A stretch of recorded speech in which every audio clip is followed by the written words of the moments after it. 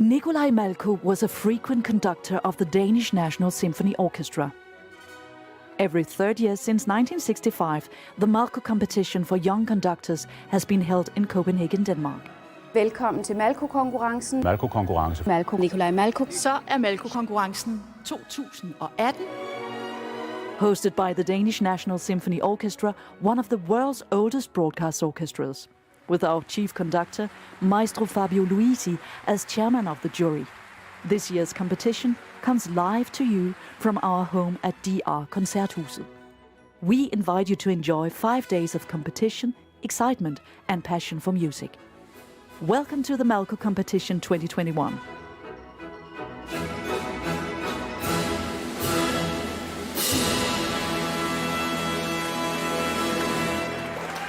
Your live streaming host and commentator is Andrew Miller. Yes, indeed, and a very warm welcome from Copenhagen and the DR Concert Hall, where we're just about ready to get going with the 19th Malko Competition for young conductors. And a dark picture of the DR Concert Hall from the outside there in that wonderful introduction, but it's a blazingly hot day here in Copenhagen and the atmosphere is just about getting up to the same level in terms of temperature. So just to take you through what we're expecting from the next week. 24 conductors from 14 countries and a prize which is almost indescribably career-changing. 20,000 euros, that's almost the unimportant bit, and a contract to conduct 24 orchestras around the world, including the Sydney Symphony, the Beijing Symphony, the Dallas Symphony Orchestra, all the major Nordic conductors, and of course the Danish National Symphony Orchestra, our host for this week. Well, we begin this first round, 2 days, in which we hear from all 24 conductors. And they are conducting Mozart and Haydn and Weber this morning. At the end of Tuesday, that 24 will be whittled down to 12.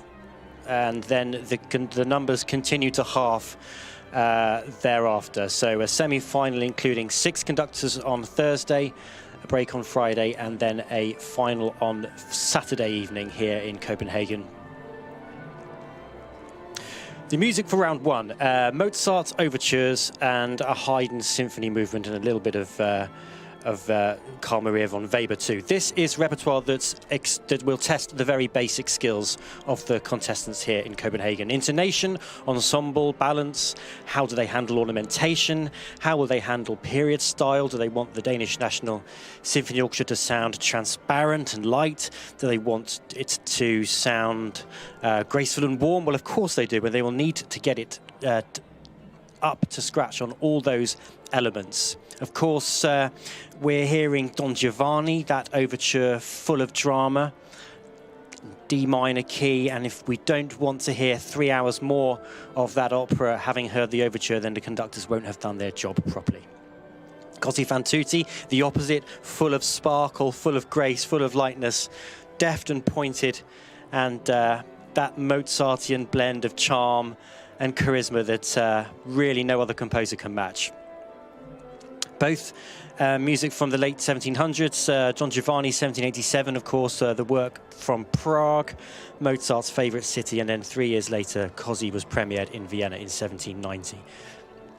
Haydn, of course, the London Symphony, a big test of a composer's ability to clarify and to structure in a symphonic sense. The themes were purposefully short to grab the attention of the London audience, and our conductors will need to absolutely underline that element of this music and to really enjoy and underline the beauty of Haydn's symphonic structure. Now we can see on screen there the 3 first conductors we shall hear from this morning. 15 minutes each with the Danish National Symphony Orchestra, and very soon we will hear from Rooke, who is the presenter here on stage at the DR Concert Hall.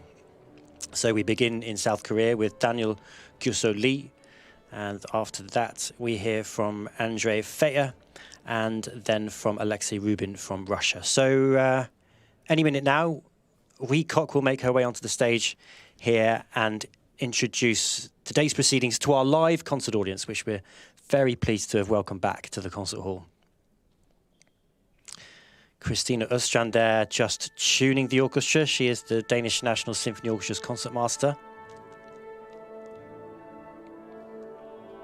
And if the stage looks a little different, then that's because it's been extended right out into the stalls of the concert hall here in Copenhagen to allow for additional room between players and just a little bit more wiggle room, you might say, on the podium, on the stage.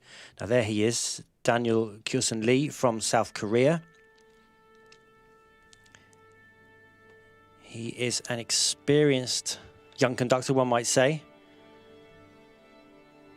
Extensive experience working in Europe, where he now lives. Yep, studied in Vienna, as we can see on the screen there, and founded his own ensemble in Seoul, which is quite an achievement, and plenty of leadership skills required in that regard. And here comes Riveiro. A familiar face here, and regular Malko presenter. Welcome to the Malko Competition for Young Conductors 2021. Welcome to our viewers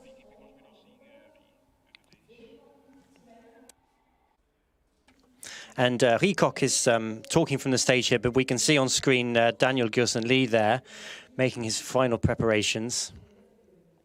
Now this really is crunch time for the 24 conductors. They have just 15 minutes to make an impression on the Danish National Symphony Orchestra, and every move and every word will be monitored by the cameras here inside the hall and broadcast.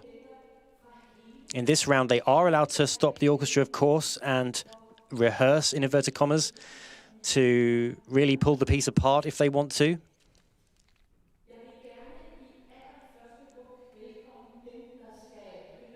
And Riveiro is just explaining the procedure here in the first round.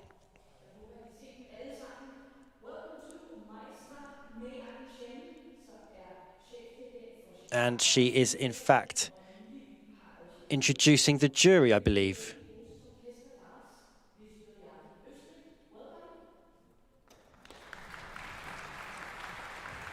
Yeah, so the jury chaired by Fabio Luisi, Chief Conductor of the Danish National Symphony Orchestra, made up of various dignitaries, including a former Malko winner, May An Chen there, who won the competition way back in, well, it was in 2005.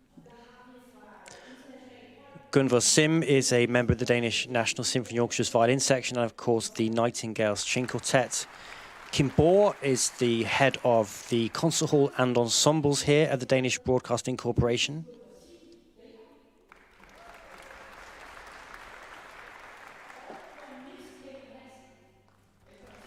And there is, of course, a, well, we can see Fabio Luisi there on screen. He hasn't forgotten his bow tie.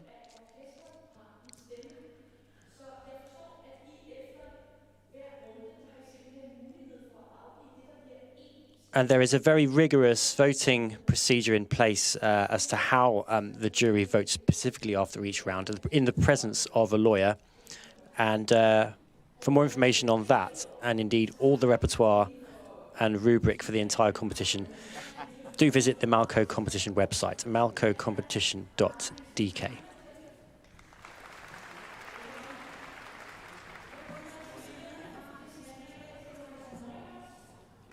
And yeah, Riveiro is continuing through Johannes Neubert there, who of course is the, well, we learn is the general director of the L'Orchestre National de France in Paris.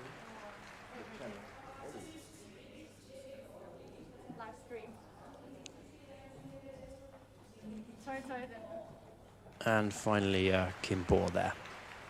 Well, we can see Daniel Gyuseo looks relaxed there backstage.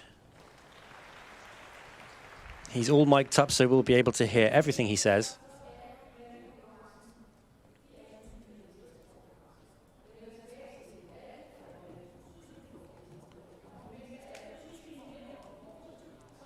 And we hear from 6 conductors today in all, 3 before lunch and 3 after lunch. 12 conductors, I beg your pardon. 6 before lunch, 6 after lunch, and then another 12 tomorrow. Now, the jury is very much out as to whether starting the competition as the first conductor is a stroke of good luck or a stroke of misfortune. It's certainly something you can turn to your advantage. The orchestra's fresh. It's always full of spirit this week. It seems to enjoy itself and really take pride in the proceedings. So there's certainly something to be said for going first.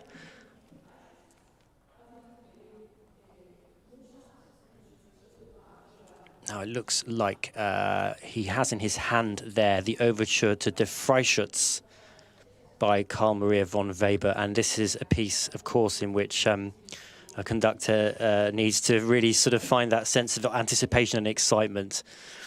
There's that moment with the horns at the beginning, which need to blend, but also need to sort of show their own character and their individuality, and then, of course, the piece just goes off like a rocket. Absolutely vital to get the rhythmic underlay and to sort of balance the darkness in this overture with the excitement, to tell the story of the opera's plot. There's that cracking great C major chord in the middle of the piece as well, which you know, can all too easily sound overblown or unbalanced. It's important to hear the low brass, to feel the surprises in the piece. That huge upsurge at the end of the overture really should take the audience by surprise.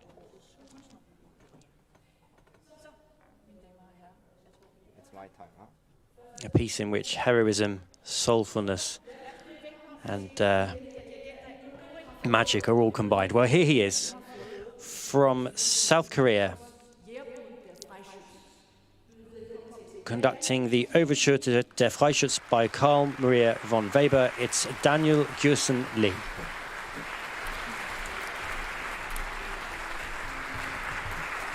Morning. Morning.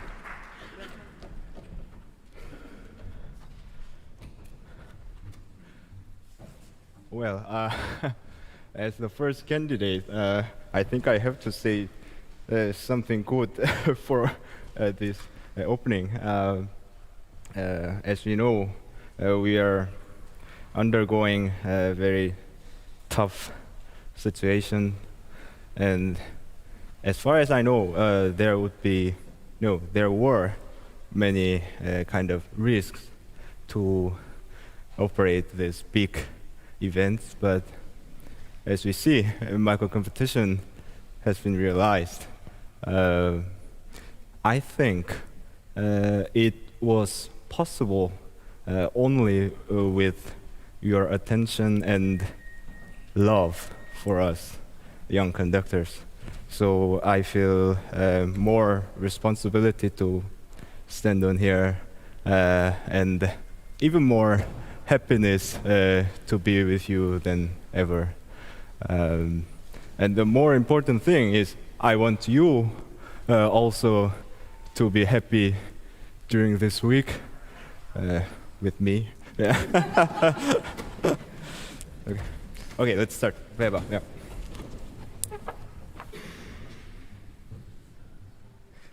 I have a question. Can you jump to letter I without stopping? Yes. Okay, it's good. Yeah. Let's do run through and rehearse. Yeah.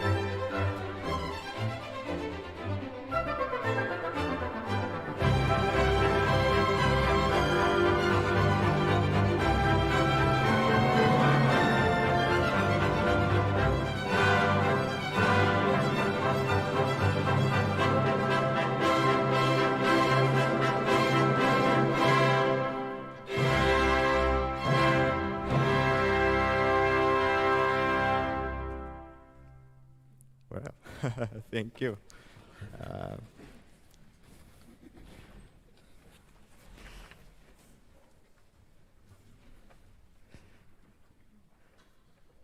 Okay, let's go to bar 9. Oh, I forgot to take off this. Yeah. Bar 9, please.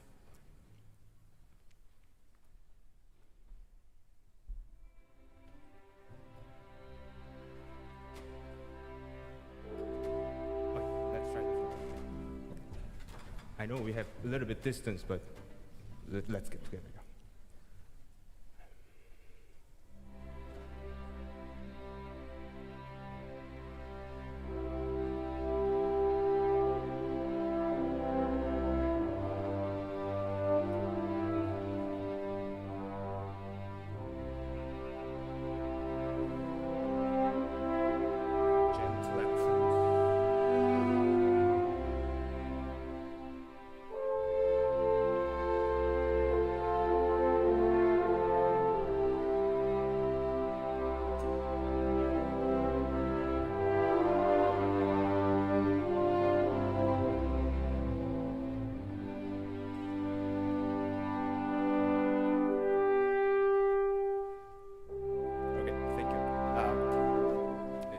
Small thing. You see bar 16, we need a bit more space to handle the 8 notes, yeah, especially for the low strings. So let's take time a little bit at the last moment of 16, and then like this. And from the sottovoce,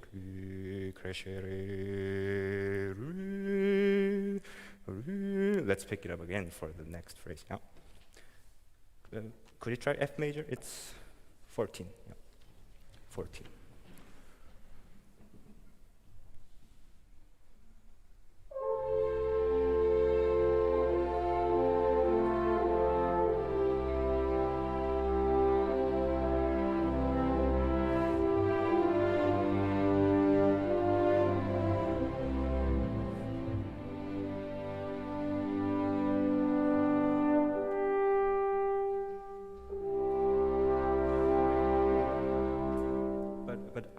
I don't need any hesitation at the end of 16. Just feel free to play it, and we will follow you. Yeah? Once again, please. Yeah, 14.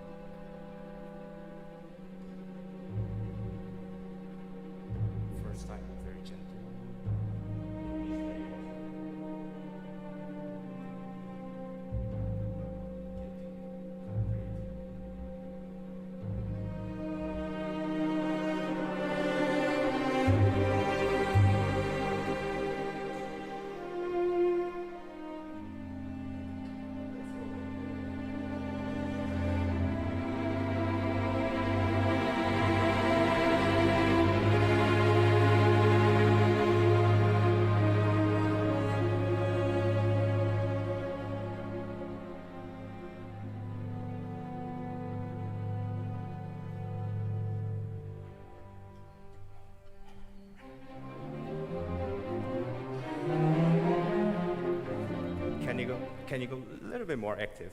Yeah. Okay, let's do it. molto vivace. Yeah.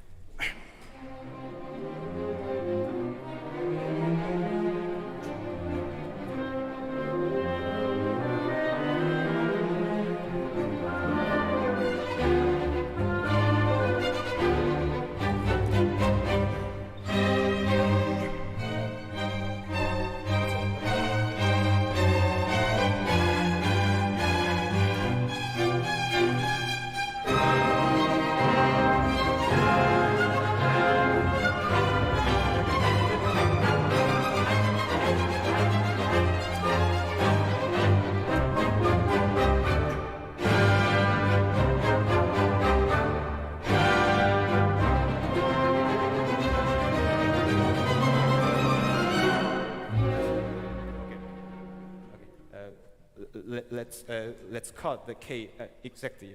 Rum, dum. And our great timpanist, maybe you can help the other one. 5 before K. Dum, dum, dum. This first bit with accent make music even more lively. Yeah, please.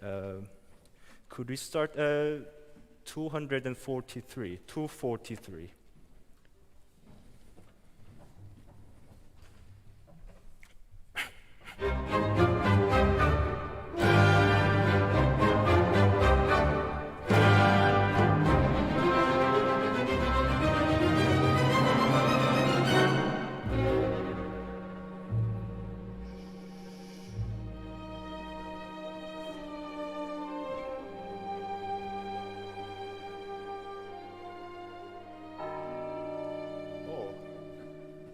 Isn't it too sad ending?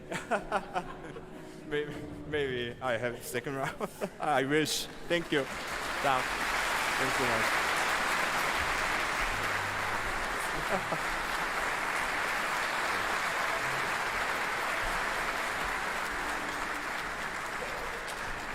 Thank you very much.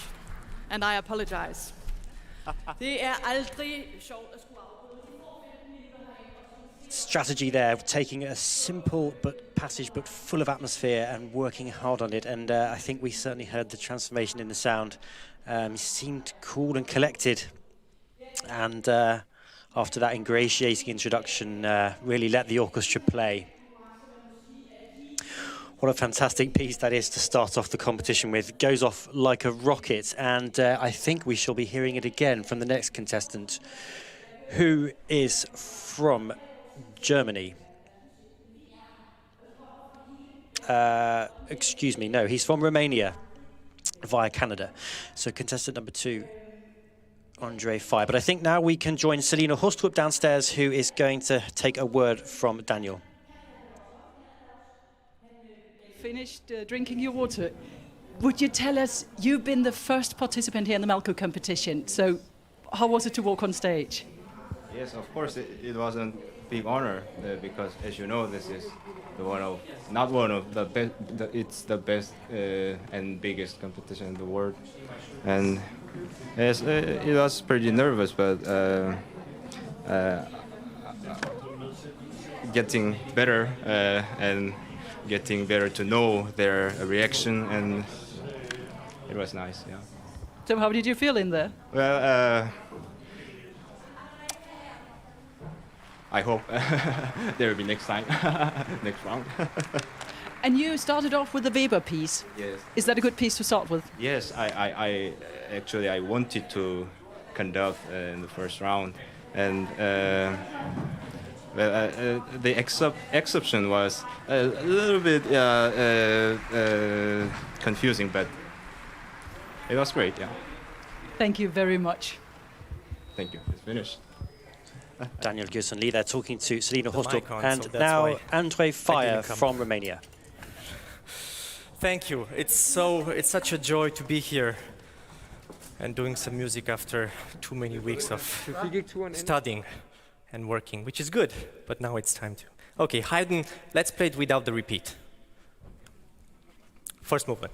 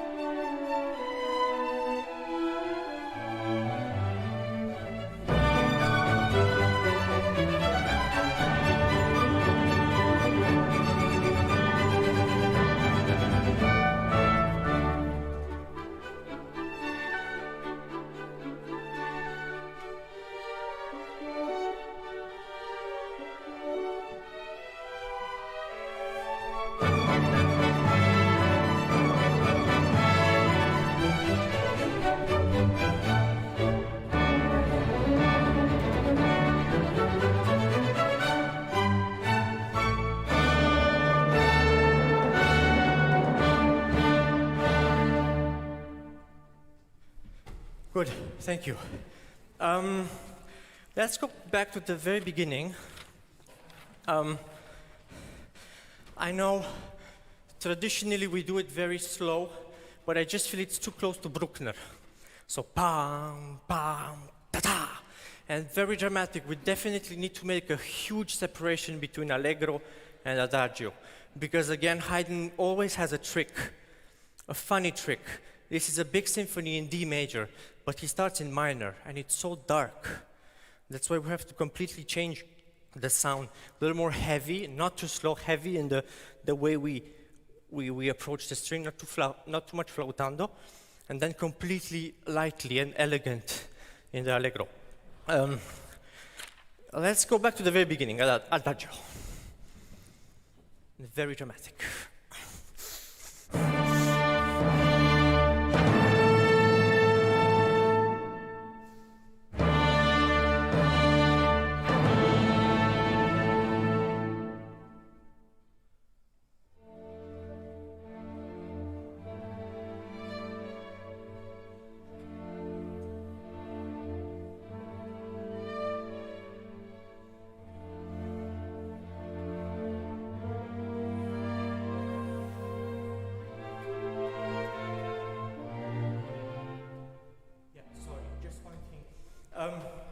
For where I am, the piano subito at third bar, it sounds almost comfortable in mezzo.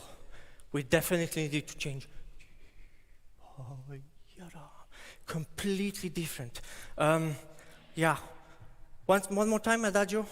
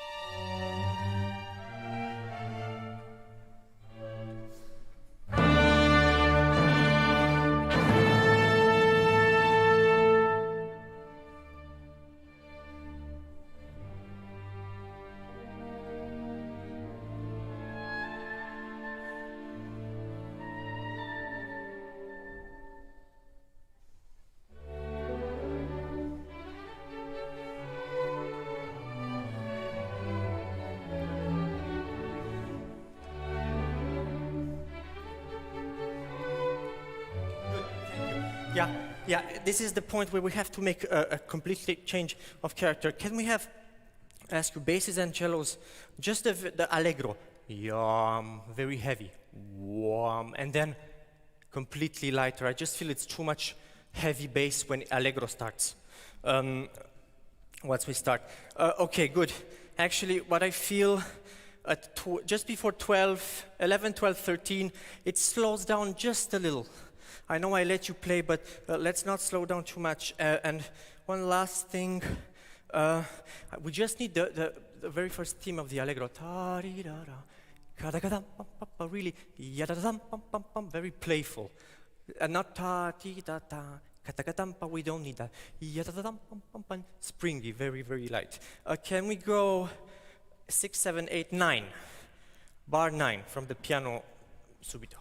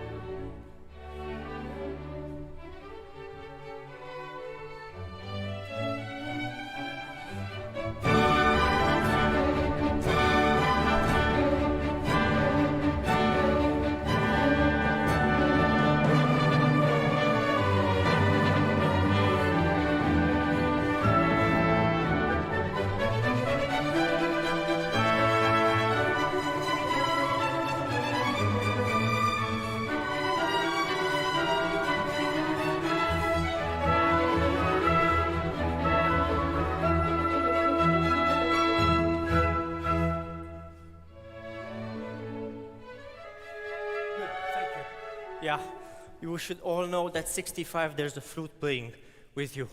So actually you played your part. Let's have a little, not a little more flute, less for violins and really piano for the flute, and then oboe the third bar of this theme. 65 directly. Just a little more attention to the woodwinds.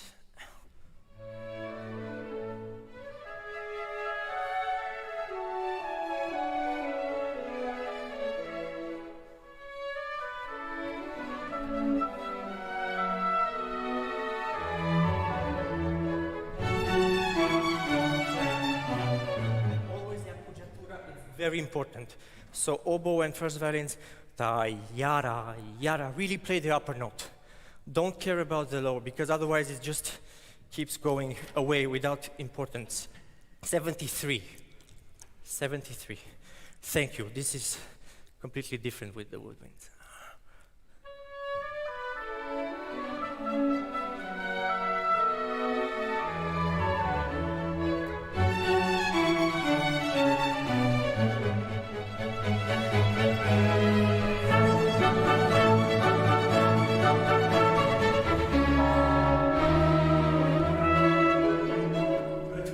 Almost in tune.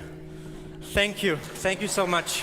Well, there's the gong, and time's up for Andrei Feher from Romania, conducting Haydn's Symphony No. 101 there, the London Symphony.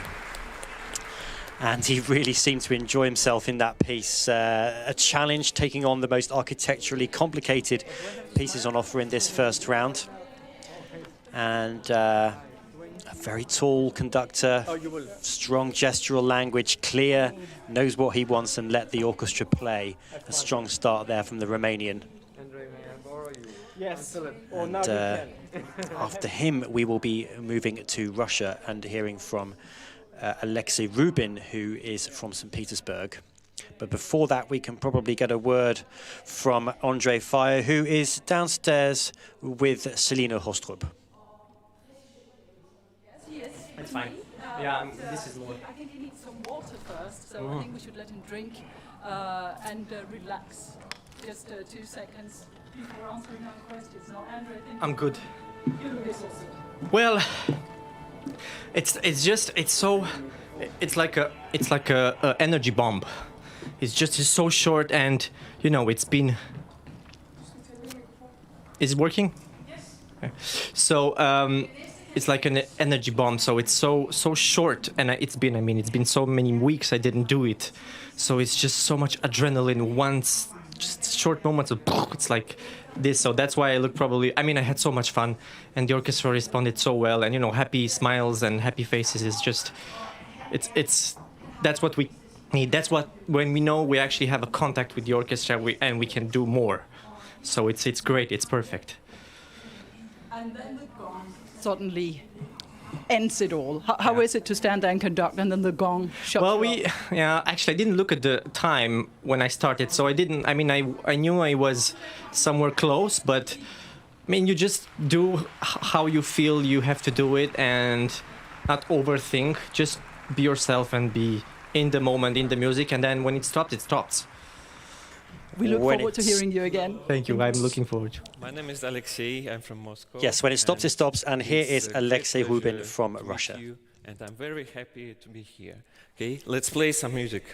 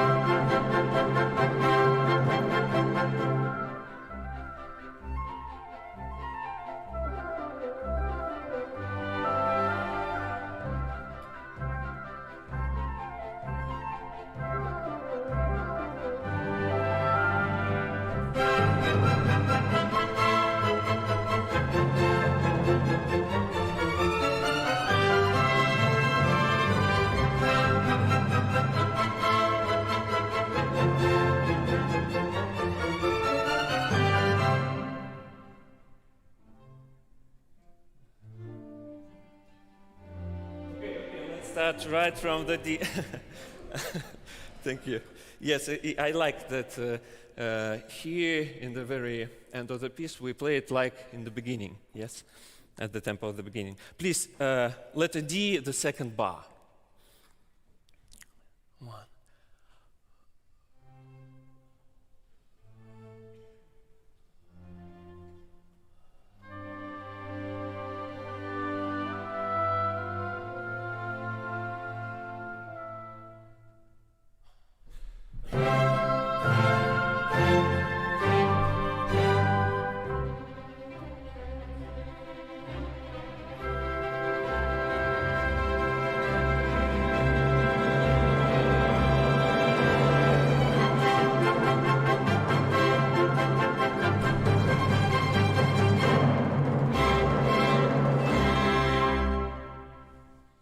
Thank you a lot, thank you a lot. It was beautiful.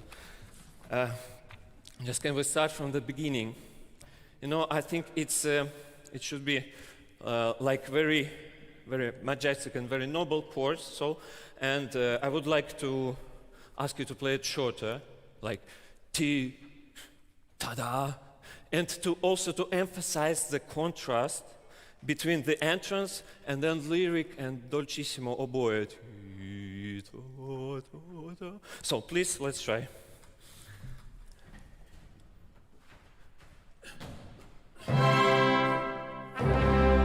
Okay, even shorter, please, and a bit relax the note, a bit more. Bam, ba bam, to be it really solemn. Okay,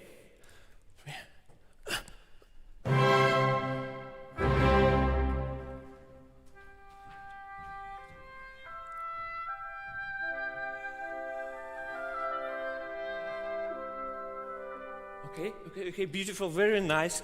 I suppose that second oboe and two bassoons, please support the solo with da da da da. So not da ti da da. Yes, more like a cantabile sound.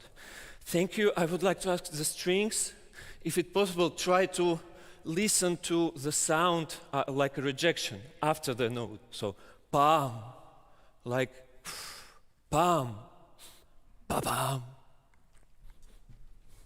3.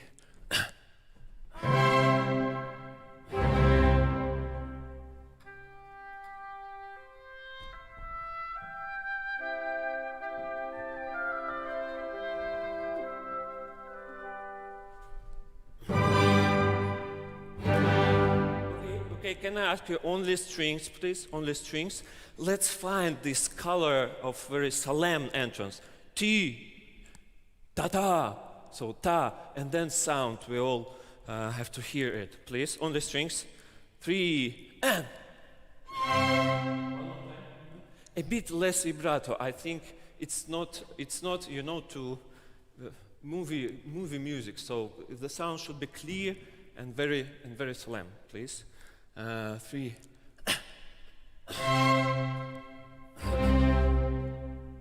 Yes, beautiful, beautiful. All together from the very beginning.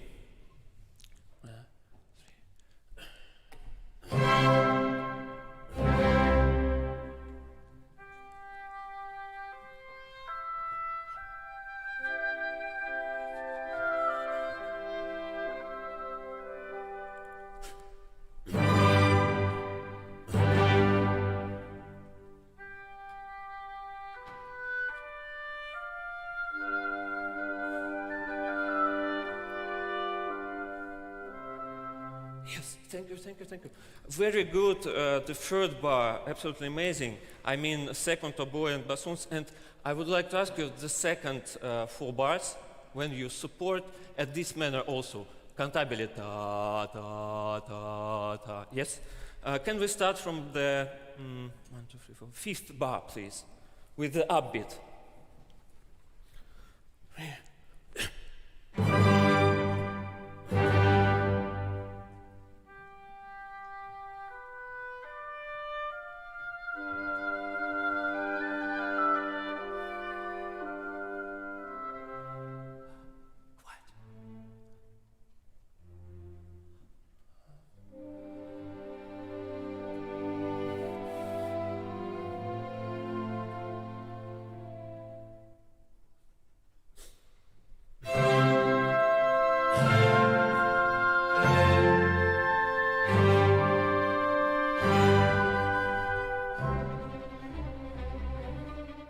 If it's possible, a bit faster, because you know the allegro, I suppose that it's like a fast, preholder, whatever, before arriving Ferrando and Guglielmo, yes, in opera. So, and then the solo,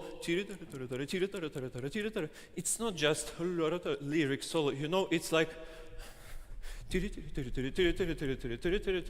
so we have to create, to draw a picture with that, like you running around and so don't emphasize the first, just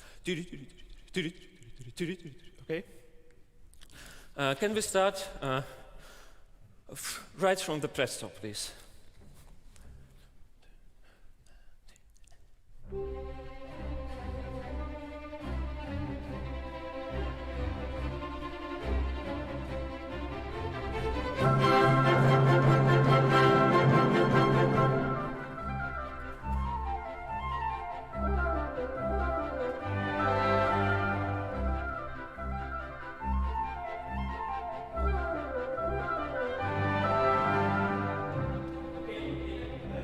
And I'd like to ask, thank you, beautiful. I'd like to ask strings, please support with the very sharp, sharp pambo, so very articulated, and then a bit less crescendo and diminuendo in la da ri ra ra, because we have to let go and let sound hear woodwinds, please. Let's start from presto again.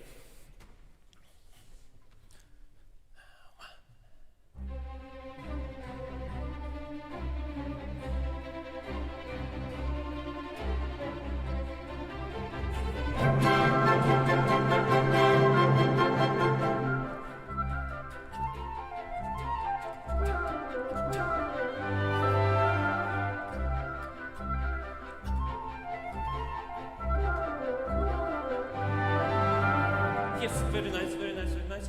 And I'd like to ask her a bit more. Pa, pa, pa. Let's take risk. Yes, don't afraid to take risk here. Pa, pa, pa, pa, pa, pa, pa, pa, pa. Yes, we have to give this piece some life, some yes, some boiling. Okay. Can we start right from the? It's bar number 29. And 1.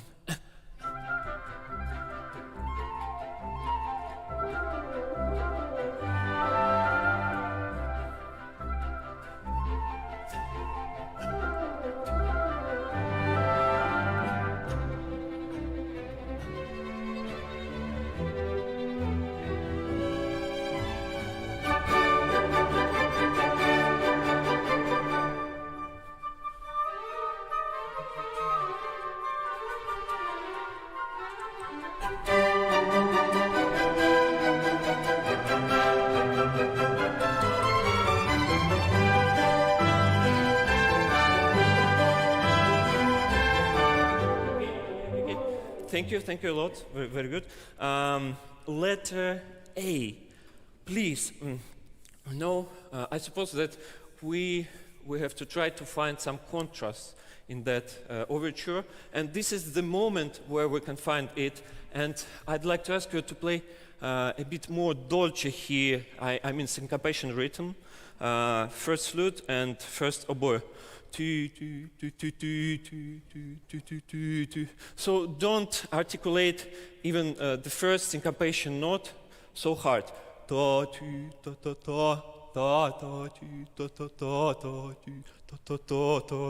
And phrasing like I'm singing now.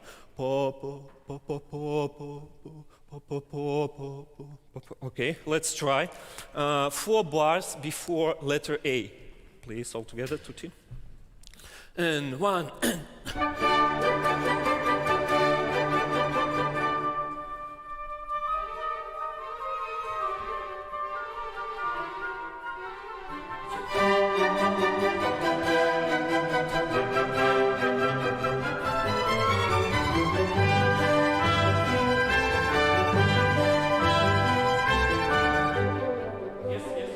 Very nice, thank you, super. Just one thing, let's also be with the woodwinds in this character, okay? It's time now. Well, there's the gong, and 33-year-old Aleksei Rubin's time is up, the young conductor from Russia. And he really is a conductor who knows what he wants, working in technical detail there with the Danish National Symphony Orchestra. And again, clear in his expression, clear in his instruction, and clear in his gesture. And he'll be making his way backstage now for a word fresh from the podium with Selina Horstrup.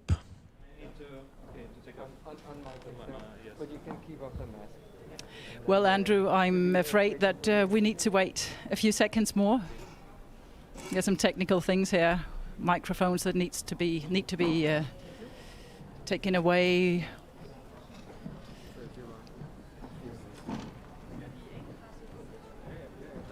Yeah. Where? The microphone is here. That's your mic. I have to be. You can take off your mask in front of your microphone, and thank you for joining us here. How was this experience standing in there? Fantastic. Yeah, fantastic. It was a fantastic experience for me because, first of all, I've never been here. And it's my first time. And fantastic city, Copenhagen. I'm totally in love. And you know, for conductors, it's very important to feel the support of the orchestra. And I feel that every member of the orchestra, every musician wanted to help me, wanted to make music, and it really encourages me like a conductor. So. And how did you feel that? How did you feel that they were encouraging you? Were they smiling at you? Or? No, I feel the concentration, I feel the attention, and I saw their eyes, and yes, it's beautiful. And you know, the readiness for making music, the readiness for just trying what I was saying, what I was asking of them. So, and it absolutely incredible, absolutely incredible.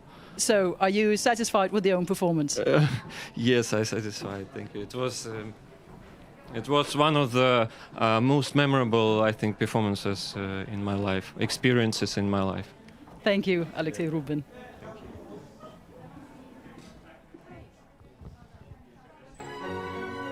Nikolai Malko was a frequent conductor of the Danish National Symphony Orchestra. Every third year since 1965, the Malko Competition for young conductors has been held in Copenhagen, Denmark. Velkommen til Malko-konkurrencen. Malko-konkurrence. Malko. Nikolai Malko. Så Malko-konkurrencen 2018. Hosted by the Danish National Symphony Orchestra, one of the world's oldest broadcast orchestras, with our chief conductor, Maestro Fabio Luisi, as chairman of the jury. This year's competition comes live to you from our home at DR Koncerthuset. We invite you to enjoy 5 days of competition, excitement and passion for music. Welcome to the Malko Competition 2021.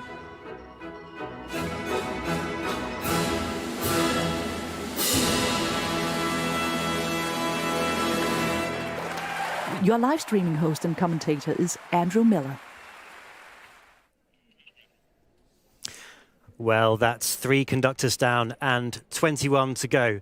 And the Danish National Symphony Orchestra is going to take a short and well-deserved break now, which means we can look back on the first session at the 2021 Malko Competition for Young Conductors. And I'm delighted to be joined by Peter Morrison. Pete, I think I can call you Pete. Yeah, can I call me that? Who is a cellist in the Danish National Symphony Orchestra. And you're also a founder of an orchestra in Australia, is that right? Well, a long time ago, but it was a collective, a chamber collective of 24 musicians. But yeah, that's going back quite a while now. And despite being an Australian, you are very much a Dane these days, and you've been in the orchestra for many years. 18 years now. 18 years. Yeah, long time. Well, we look forward to talking to you, Pete, in a minute about the contestants we've seen already. But in the meantime, we're going to hear from those contestants themselves. This year, we get a little extra insight into our 24 contestants because they have made short postcards for us to see in which they'll explain where they live, where they're trained, what they're up to, what they love about music. And we start in order of today's contestants with Daniel Gyuseo from Korea. Hi, sir. I'm Gyuseo Lee, conductor from South Korea. Currently, I'm living in Vienna. I started my music career with violin, and when I was a child, I played as a youth orchestra player in my hometown, the Seoul city. I served it for almost 10 years, so that's why I naturally became interested in conducting. So as a young conductor, I hope to show my gradual growth as an artist to the audience all over the world, as many as possible. And then I want to grow old with them. So I hope this competition will be a great opportunity to one step closer to my lifelong journey. Thank you. Tak.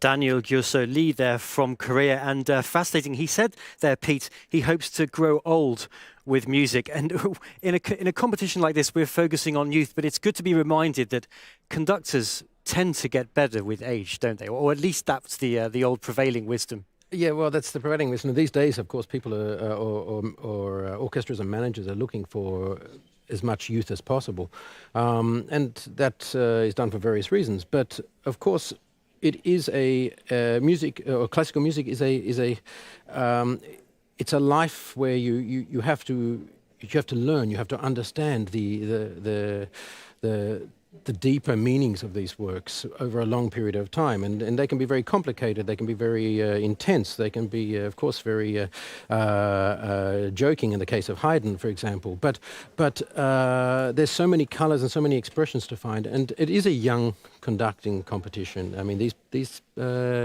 candidates, they're very brave to step up, but they are young. I mean, we should remember that it is a lifelong journey, and most of them start with music of some sort in some way or another, with the violin or something. But becoming a conductor is an altogether different process. Yeah, one thinks of Haydn as kind of the ultimate young person's music in a way, like full of spirit and life, and especially that London Symphony, you know, announcing himself to the world. Well, we are ready now to hear from the postcard made by Andrei, the young Romanian who we heard second this morning. Andrei, fire. Hello there, my name is Andrei Feher. I was born in Romania and then moved to Canada when I was a teenager. I did my violin studies and conducting studies in the Conservatoire in Montreal. I was doing violin because my father used to play double bass in my little hometown in Romania. I've been put a violin in my hands and I was like, oh, I have to do it, so I will do it. But I actually started to love music and classical music and symphonies and orchestral pieces when I was a teenager in school. I started to actually listen to tons of music and just discover how rich this world is. And opening a score for the first time is just, it's a lesson of humility, because what you hear is so complicated on paper, and then you realize genius composers are genius for a reason, and they knew how to put things together and make them sound as they sound. Being involved in all the lines and not just the first violin or second violin line, it was kind of open a real a magical door for me. I've never felt I was working for one day. It's pure joy and a pure passion. So I think I will enjoy so much working with the Danish National Symphony Orchestra. They are great every time I hear them. So I'm just looking forward to be in Copenhagen and in Denmark for the first time in my life. So thank you so much. Andrei Feher there from Romania. One day I'll pronounce his name correctly. But very interesting, Pete, he seemed to have something of the Thomas Dalsgaard about him, a conductor who you know very well, certainly in the position of his arms and maybe some of his gestural language. It's a very specific thing to find the language that you're looking for, and there are many influences you can find these days online. You can watch many conductors, so it's very possible he has some of those elements in his conducting. It's interesting that he's talking about joy and passion, and it doesn't really matter what gesture, what technique you have. You know, I mean, if you look at tennis players, they all hold the racket in a certain way, but they have some differences between them, and it's more about the expression and the gesture that is very important for the orchestra to sense that. And he has a very good gesture in that way. You can feel that he has that joy and that passion. Yes, his name is Feher, I think. I have Hungarian background, which of course he's Romanian, but it's the same pronunciation. Thank you very much. So, say it again so I can get it right. Feher. Feher. Okay. Yeah. And very interesting that he and Aleksei after him. It was Daniel before him. They focused on one element. I mean, you have very little time. Perhaps it is good to sort of home in on one thing you want to get right. The shift in the case of the Haydn from the minor to major, and in the case of Daniel, that real atmosphere in the Freischütz overture, the kind of haunting atmosphere at the beginning from which the kind of rocket emerges. Well, anyway, now we hear from the third conductor this morning, in his own words, Aleksei Rubin. My name is Aleksei Rubin. I'm from St. Petersburg. Now I'm living in Moscow, and I'm happy to have an opportunity to collaborate with beautiful orchestras such as Moscow Philharmonic Orchestra and Russian National youth symphony orchestra. My main goal as a conductor, as a musician, is to convey composer's intention to the audience together with the orchestra. No single musical instrument can offer such variety of sounds, colors, timbres as a symphony orchestra. I believe that nothing inspires more than a chance to unite musicians and make music together. That's an indescribable feeling which is worth living. Aleksei, Rubin there, in his own words, the young conductor from St. Petersburg. No shortage, Pete, of great conductors from that city. That's right. We've had a few of them here, actually, coming quite many times. Yes. And yeah, I mean, it was interesting to see Aleksei's sort of eye contact. So this is something that it can be difficult for conductors walking out in front of an orchestra the first time, maintaining eye contact. You may not know everybody's name, but you can certainly make sure you know everybody's eyes, in a manner of speaking. Yes, you're not entirely sure that everybody is actually looking back at you. I mean, this is always the difficulty, and particularly for young conductors, I think. And this is where age comes into the equation. It's important to have a sense of self-composure, a sense of belief in what you're doing. When you come to an orchestra, you want to, as he says, you want to convey something. Ultimately, we're looking at finding a way to inspire an orchestra. The technical things they need to be in place, but it's about finding the connection to a composer or a period of time, and you have to do that very, very fast. And so it's a difficult thing to balance. To find the time to look at people, but to also to work quickly to get that picture built up very quickly, very, very fast. Well, we're going to talk about the art of conducting and what it demands a little later on. But first of all, I wanted to ask you, as a member of this orchestra, it seems Malko means something very special to you as an ensemble and as musicians. Why is it that this week is such a cherished one in the calendar of the orchestra? I think it's the tradition of it. It's been going for so long, since 1965, I think. So it's something that is built up over time, and of course, the longer you build something, the more you look forward to it again. There's a sense of anticipation. We do enjoy also, particularly now with a lot of online social media connections, etc. People can have a lot more contact with this competition. So it's a way for us, that type of excitement can expand very quickly. And we're also very, very keen to work with young conductors. We want to find and help them to move forward to the next stage. And it's really nice to find those conductors that get re-invited, come and work with us, and we build up, we help build their confidence, and they help build our understanding of the music, and it grows and grows. So that's why we're invested in this. Yeah. And you must have some great memories from down the years of Malko competitions past. Great contestants. Any favourite moments? Oh, favourite moments, gee. Actually, I can't think of any off the top of my head, but it's generally exciting. You never quite know where it's going, and there are some disappointments. Sometimes there are conductors that don't get through. Personally, you might think they deserve to go through. Others, get to where they're going for deserved reasons, and it's a. I'm just sort of looking at it from a perspective. This is now my sixth one, and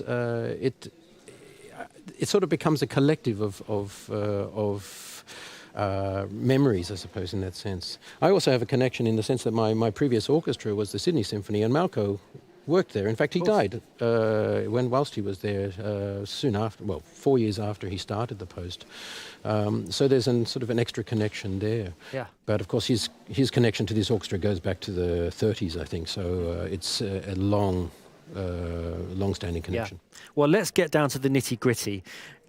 This first round is a test of instant communication, musicianship, vision, interpretation, skill, and kind of selling your ideas to the ensemble. An ensemble of musicians who are all generally more experienced than the conductor.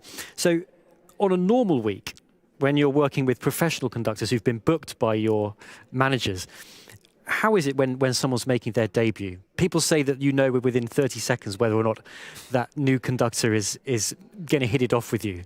Is that right? Some people give 30 seconds. I tend to give a bit longer, I have to say. But we've had. I've witnessed experiences or had experiences here where, or in other orchestras as well, where a conductor is written off quite quickly, but actually as the week goes on, something develops, and we're very, very quick to because we have such little time actually to work, so we're very, very quick to give an opinion. But I think in general it's always wise to just wait a little and just to see what's going to come out. It's always very difficult, as you say, to start up the process. A new orchestra, you don't know how the culture works. In particular, it's about cultural exchange. What they have in their favor is a piece of music that we are all going to investigate, and that is where we have a shared energy, and that can be found very, very quickly. If a conductor comes very fast with some idea and sense of colours and where he or she wants to take it, that's what we're looking for. We're looking for an experience.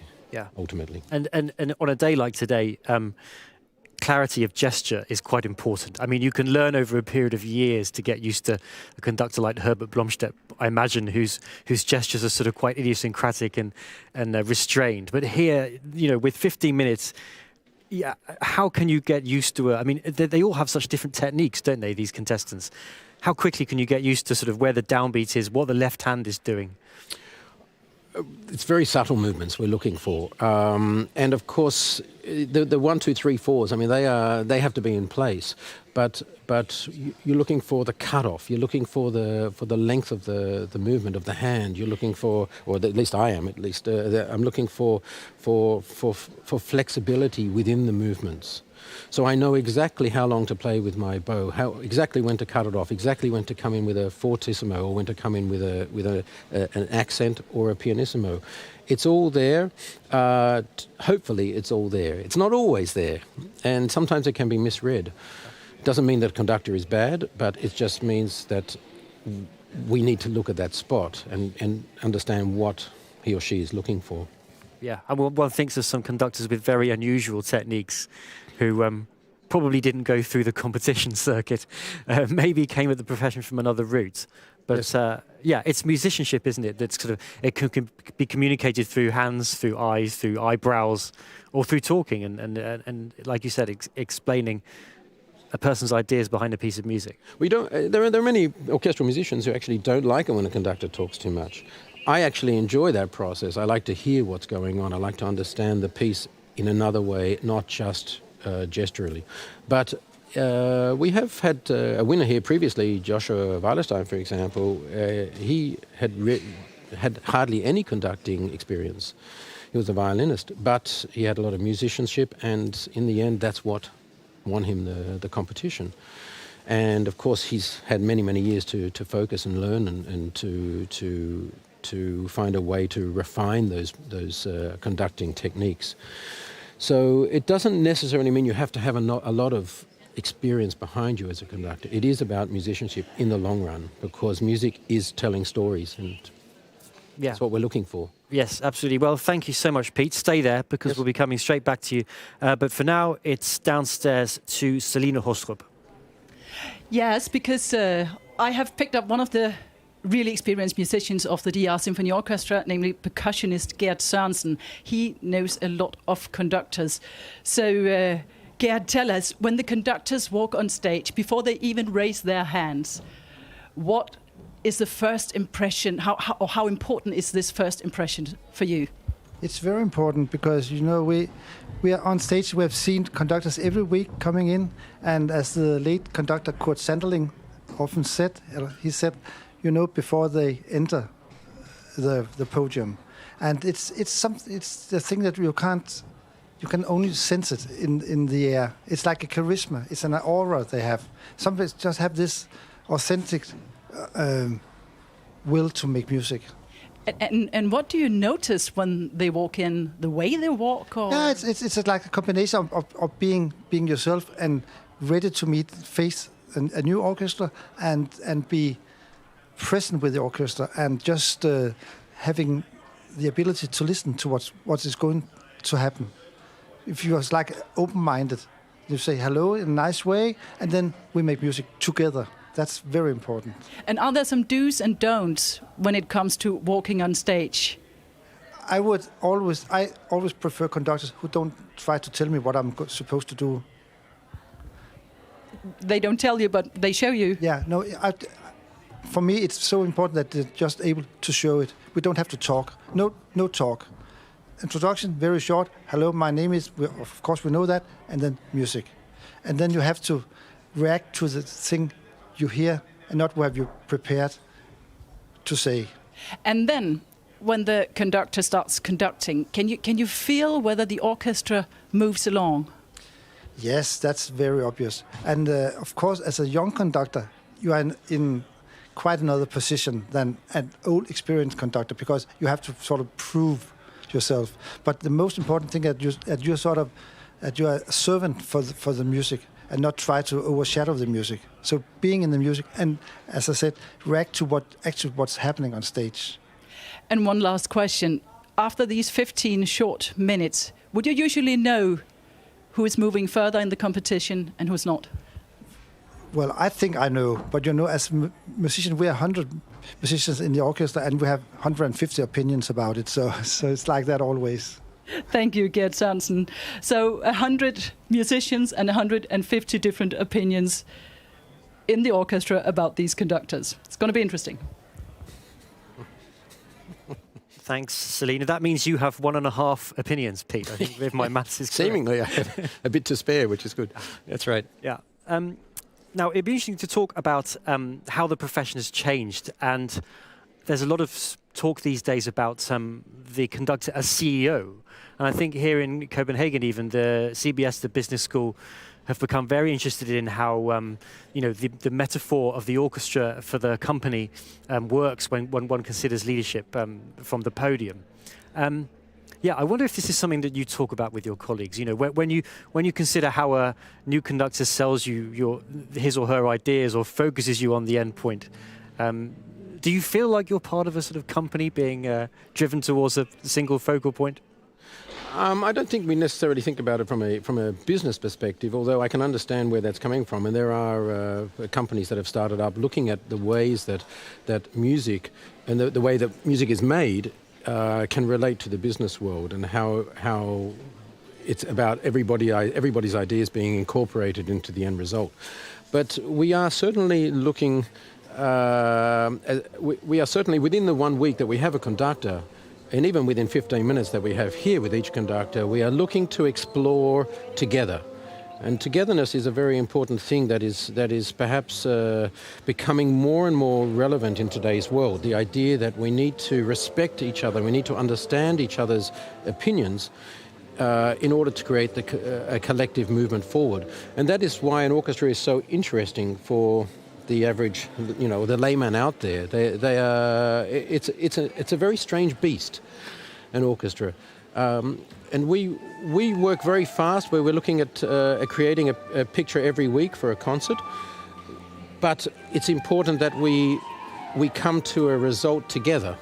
It's always about this need or this wish to end with a result which is together.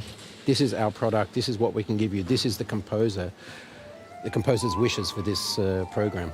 Yeah, what a fascinating process. Well, we shall return to that, Pete, but in the meantime, it's time to hear once again, from the conductors and in their own words, beginning with a postcard from the next contestant, Sergey Akimov. Hi, my name is Sergey Akimov. I am from Moscow, Russia.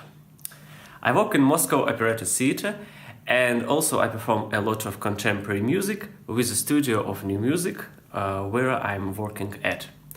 It's now 10 years from my first 15 minutes on the podium with orchestra, and now again I have 15 minutes with orchestra in the first round of the Malko Competition. I became a conductor because of two things. One, I feel the orchestra sound in my head. It wants more and more orchestras for the universe epic sound. And secondly, I wanted in the past and want now to perform contemporary pieces by living composers. I find a lack of their music in the concert stage, and if we, conductors, won't perform their music, there is a risk to miss and to lose a genius of 21st century. Sergey Akimov there from Russia, and Pete, an experienced conductor with a job, a day job in a theatre in St. Petersburg, but also a man on a mission, it seems, with contemporary music. This is someone who doesn't just want to conduct, but wants specifically to conduct new music and to cultivate a future for music. That's interesting. It is also, from my perspective, I'm a composer as well, so I'm very glad to hear that. And it's true that the programming in general around the world, it tends towards the repertoire that people know, in a way that people like to sing songs from the 60s and 70s and 80s and 90s. And of course, it's always very valid to listen to the great masters, the Beethoven works and the Brahms works and Schubert and so on and so on. But it's nice to know that there is a forward-looking youth that want to discover what's happening now. And actually, the music of today that is being written is about is concerning the voices and the issues that we have in today's world. And I think that's very important. That's exactly what Beethoven was doing. It's exactly what all the other composers were doing in many ways. They were representing something that was important at that time. Okay. Thanks, Pete. I'll have to stop you there, I'm afraid, because we're on to Timur Zangiev, who is our next contestant. Now, he hasn't sent us a postcard, in fact, but we can see a little bit about him there on the screen. Graduate of the Tchaikovsky Conservatory in Moscow, conducted at 7 years of age. I mean, that's extraordinary. I wonder how that went. Certainly experience got going early on there, and is also, like the previous conductor, is a staff conductor at a theatre, the Stanislavski Theatre in Moscow. Yeah, the Russian tradition continues. Well, I hope he's a little bit taller than he was at 7 years old. It might be a little hard to find him on stage. Let's hope so. Well, from Timur, we can move on to Hankyeol Yoon, who is the next contestant, who is going to tell us a little bit about himself in his own words. Hello, here is Hankyeol Yoon. I think I'm quite an active person. I love to play football. I love to watch sports. I love to go out with friends to drink some beers. I think that's the reason why I became conductor somehow, because I love to meet people, I love to communicate with them, sharing musical ideas of them and mine, combining them and experience the music right there. I started my musical life as a composer, or as a composition student, and I'm of course still composing, which is also great that I'm doing both. But composing could really be often very lonely and stressful, because you sit in the chair in front of the desk all day without any personal contacts with the others. So the combination between conducting and composing are working well for me. Hankyeol Yoon there from South Korea. And Pete, he made an interesting point. Music is a sociable activity, especially orchestral music making and conducting.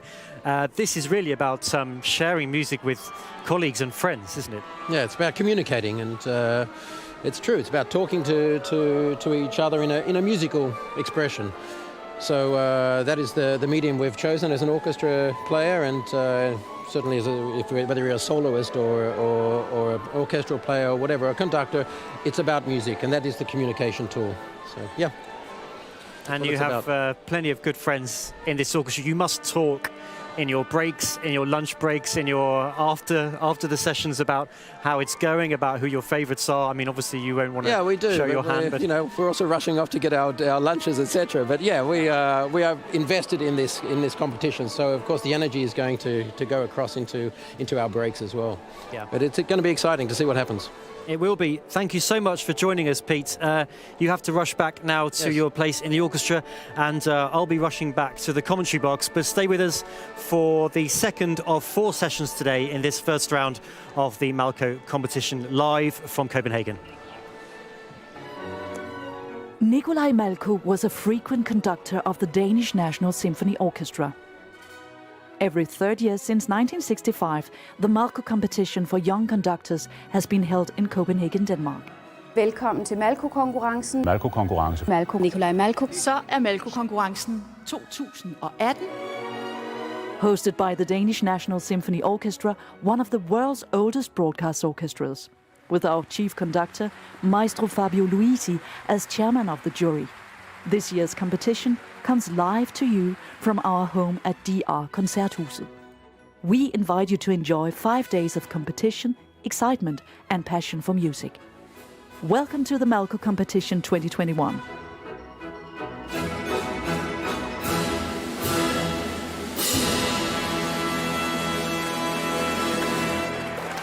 Your live streaming host and commentator is Andrew Miller. Welcome back to the to the DR Concert Hall in Copenhagen, and this second of 4 sessions today in the first round of the Malko competition for young conductors.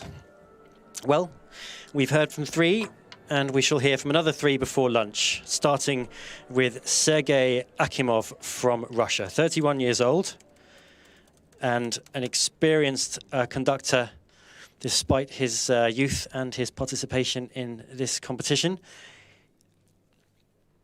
He graduated from the Moscow Conservatory and is active in across Russia, in St. Petersburg and Moscow. And as we heard earlier, he is well, there he is backstage, readying himself, and as usual, we shall hear from either Carl Maria von Weber or Wolfgang Amadeus Mozart, and perhaps even a little bit from Joseph Haydn. Let's see if we can see. Well, I caught a glimpse of his score there, but it was hard to tell what it is he's going to conduct.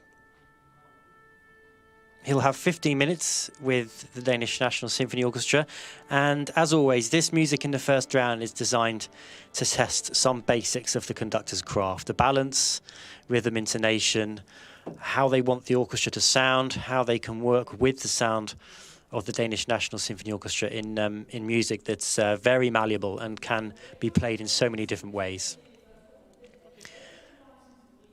Where he looks relaxed. And as he readies himself, let's remind ourselves of his pedigree. A multi-instrumentalist, and currently is a staff conductor at the Moscow Operetta Theatre and Studio for New Music. Passionate about new music. A real man on a mission in terms of conducting music by living composers. And it's never a bad thing to have a specialty as a young conductor. And as a conductor in a theatre, he will be well used to all sorts of conditions, all sorts of challenges, and all sorts of pressures, including walking out to conduct an orchestra for the first time like this. Now, what is that score he has? Maybe it is Haydn's Symphony Number 101.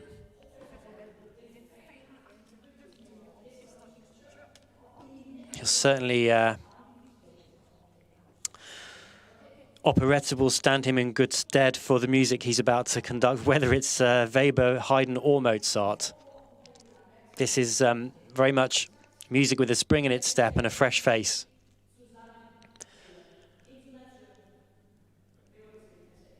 And we can see there Christina Östrand there, the concertmaster of the Danish National Symphony Orchestra. And you might notice the stage looking a lot bigger than usual as it's been extended out into the stalls to allow that bit extra room for the musicians.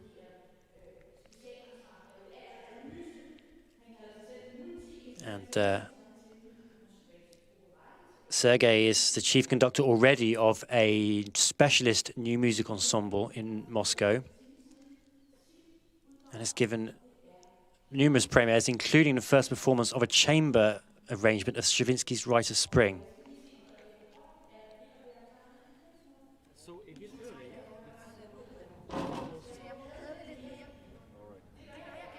And here he is now, just making his way onto the stage.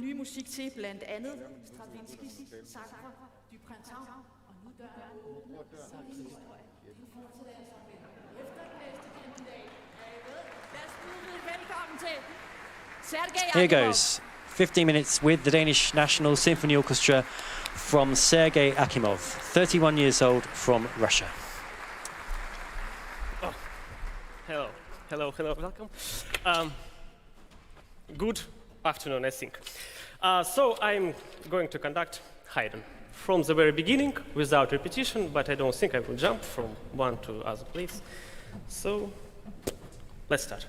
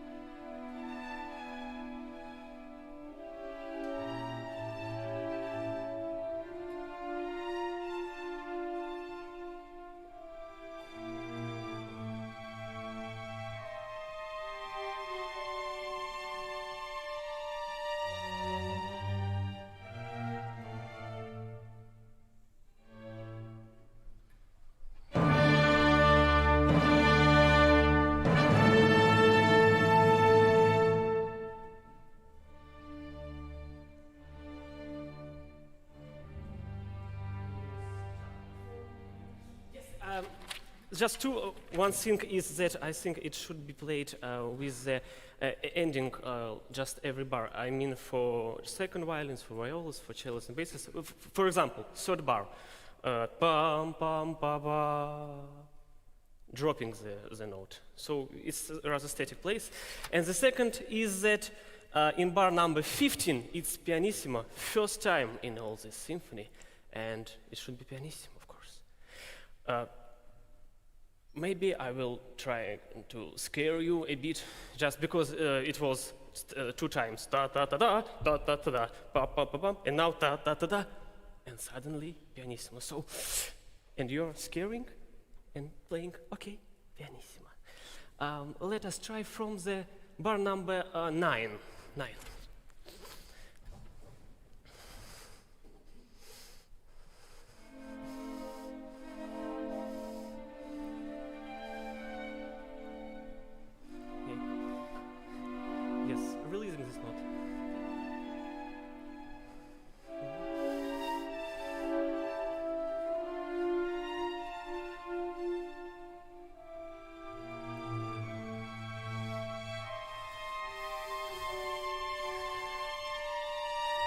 Vibrato.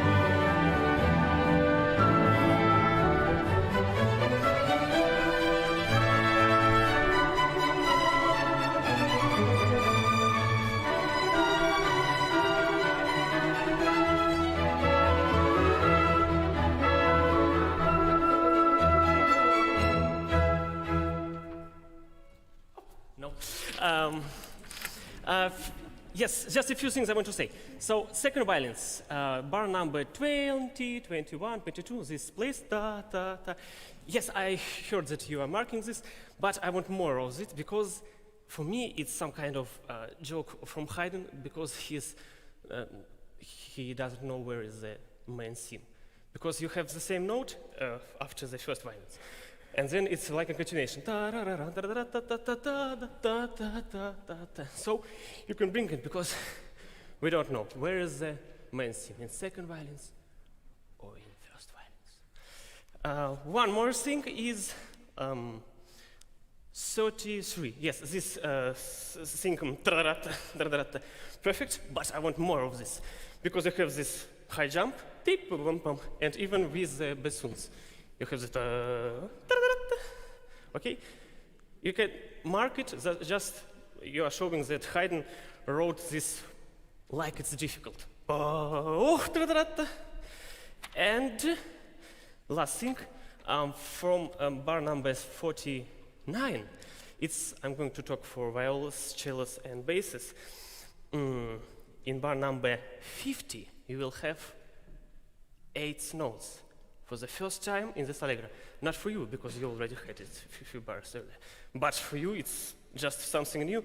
And I want you to be so much excited about this and make a crescendo in bar number 49.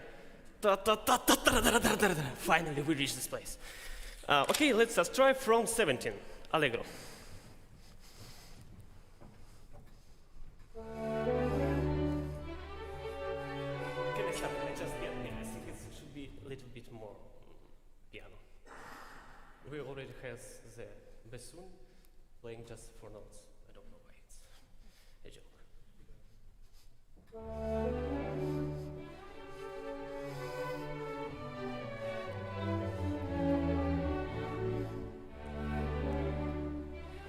It's the same, but with cellos.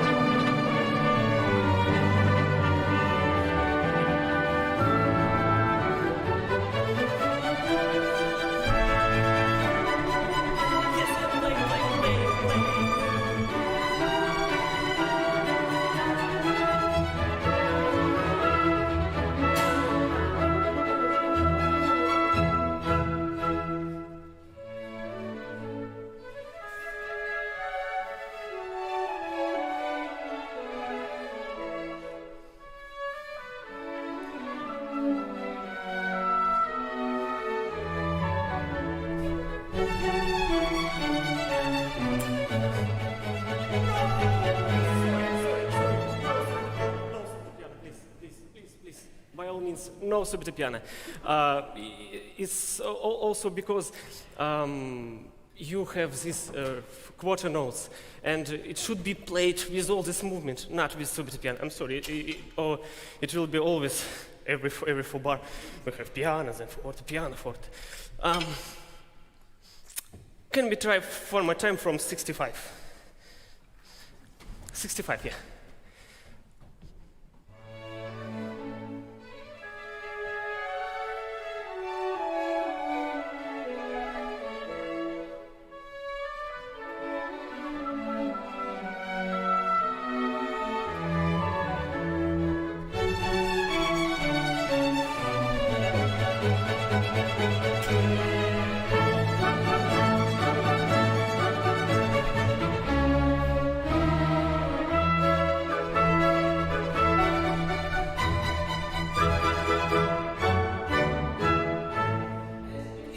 I try to show you that from bar number 92, it's sforzando parts, and I'm going to make this big crescendo for 4 bars before the fortissimo. So,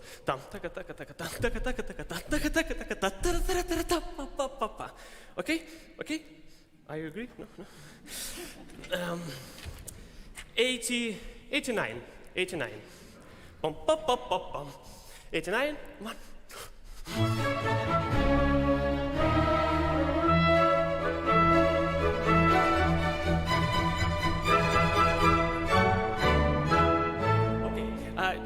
because I have to less time, I want to go further. Can we try development from 1 to 4? 124. This is the sad part. We are not so happy right now, so let's try it.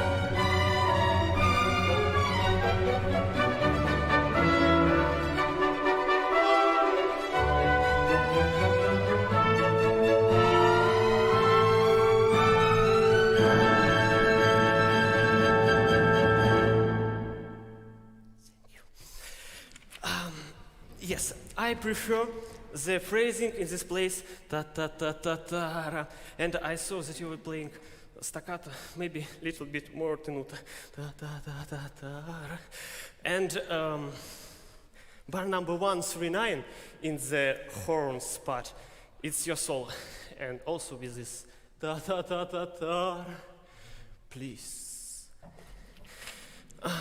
and bar number, it's for, I think, for flutes, oboes, and mainly for first violins. 1, 4, 4, 3. 1, 4, 3, 1, 4, 4. I want you to make the crescendo. Ta, ta, ta. You try to make, I saw, but even more. And then, very important part for me. It's written piano. Ta, ra, ra, ra, ra, ra, ra. But it's agitato. You should be very, maybe excited. And it also depends on you. This is tara tara tara tara tara tara tara tara. I will show with all this shaking hands, just to show you that it's very important for me. 1, 2, 4.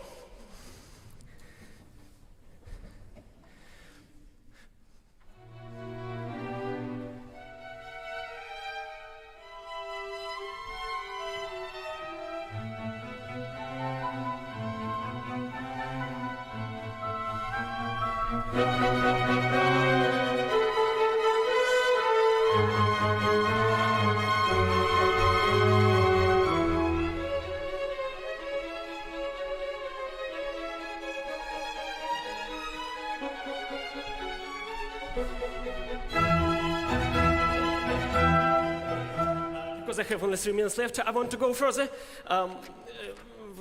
It would be 2, 2, 8. Okay? Yeah, 228, fortissimo.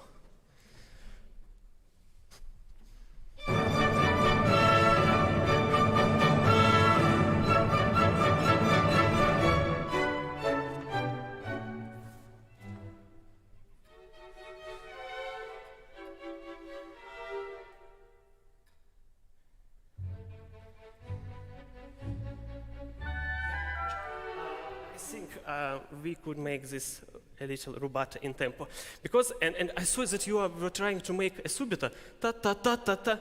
No, we are playing all 6 bars from 2 to 8, fortissimo, and then our symphony breaks. Tra, boom, boom, boom, boom. It's another joke from Haydn, and then we are trying to build it one more time. Let's try it. I will show all the tempo changes. 2 to 8.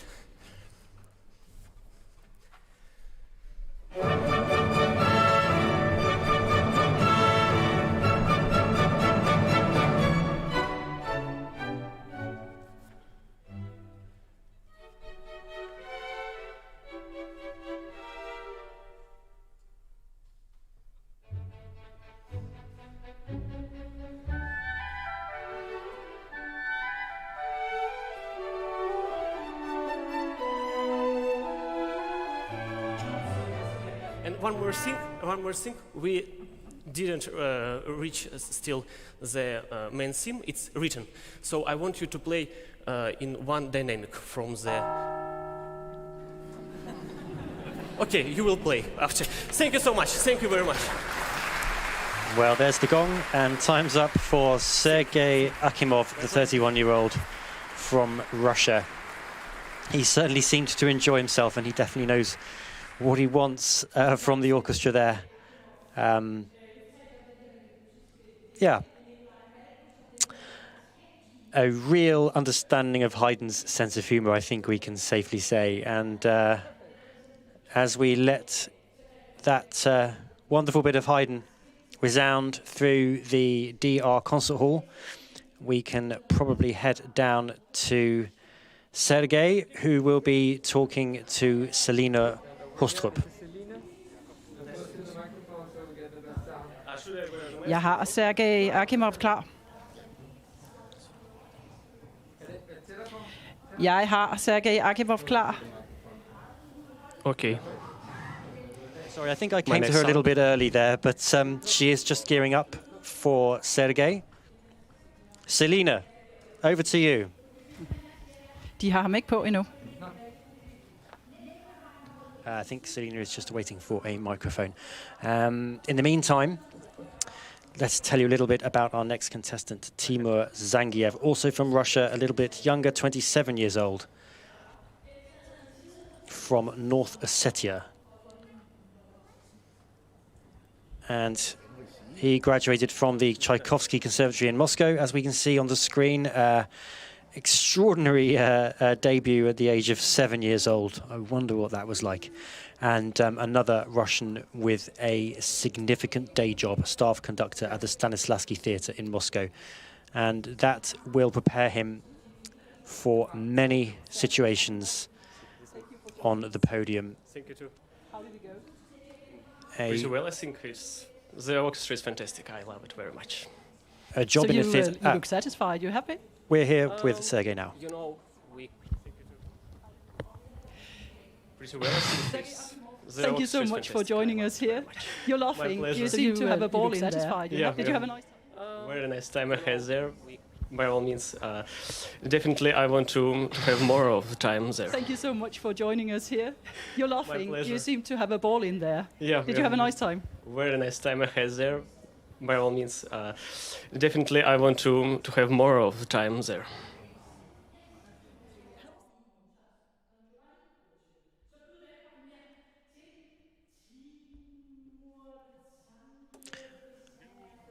Come to them and now. Well, a short word there from Sergey, but now on to the next contestant, Timur Zangiev, also from Russia, as mentioned, 27-year-old. There he is, looking at his scores in his dressing room. And last season had some big contracts to fulfill. He conducted Sadko, the opera by Tchaikovsky at the Bolshoi Theatre in Moscow. And he's also conducted premieres of Der Freischütz and Jolanta there, and also revivals of Don Giovanni and The Barber of Seville. So an experienced opera conductor. Will he bring Der Freischütz to the Danish National Symphony Orchestra? Also works with the Evgeny Svetlanov State Academic Symphony Orchestra and the Russian National Orchestra.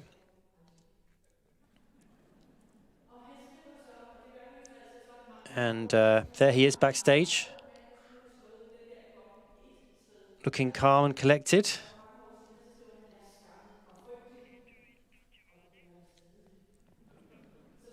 And we just heard it will be Don Giovanni he conducts. So one of those pieces he has conducted recently at the Bolshoi. So here he is from Russia, the 27-year-old Timur Zangiev. Hello, this way? Yeah. Good afternoon, everyone. I'm happy to be here, really, and that it's happening now. It's very difficult to turn the head with this. Sorry. Can we begin?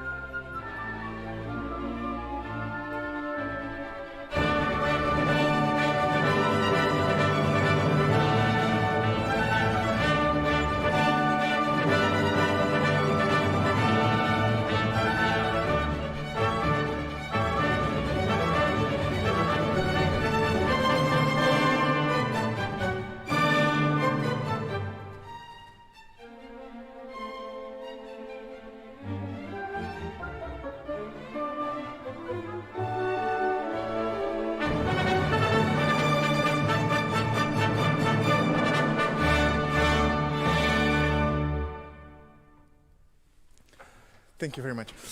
I'd like to offer any things of different reading of this music, because the first one is the second bar, when we have to decide when we stop the note. It's two ways of performing, and I'd like to make it to the second beat, all the orchestra. And the second we stop together, okay, not longer than another part. Then the second thing I'd like you to ask, the bar number 15. I'd like to place forzante as nuance to all the beat. Ta ta ra ra ti, and subito piano on the last note, okay? And the final one, bar number 18. Could we play 18 and 20? Could we play it a bit later, after little caesura? Ta ta ta ta ta ta. Bam. Okay. Can we try from the beginning?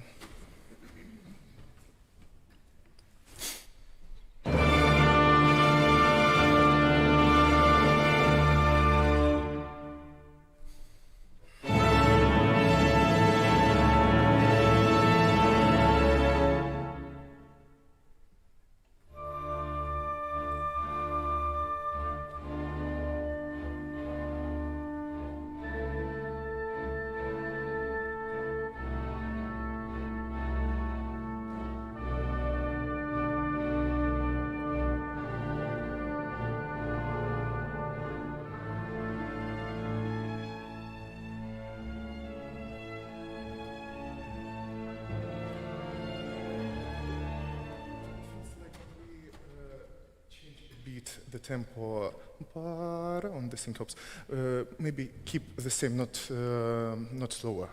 Okay, please, bar number 9.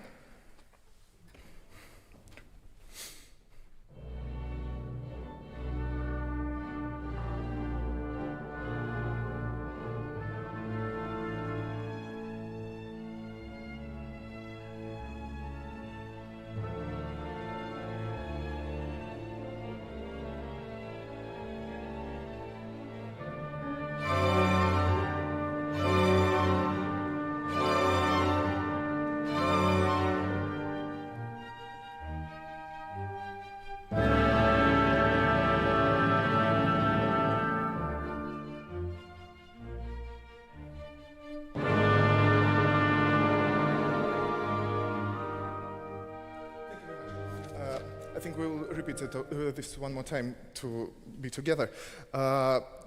Few things. Bar number 21. The first beat in my scoring Barin writer is also forte, and the piano only on the second. I think we can keep more loud dynamic on this note and then change it on the second. Then I'd like to say one more thing. 2 bars before molto allegro, the first violins. I have the different dots on the 8th notes. The first note always more soft, and then secco, pam, pam. Okay, can we do it all? Please, bar number 17.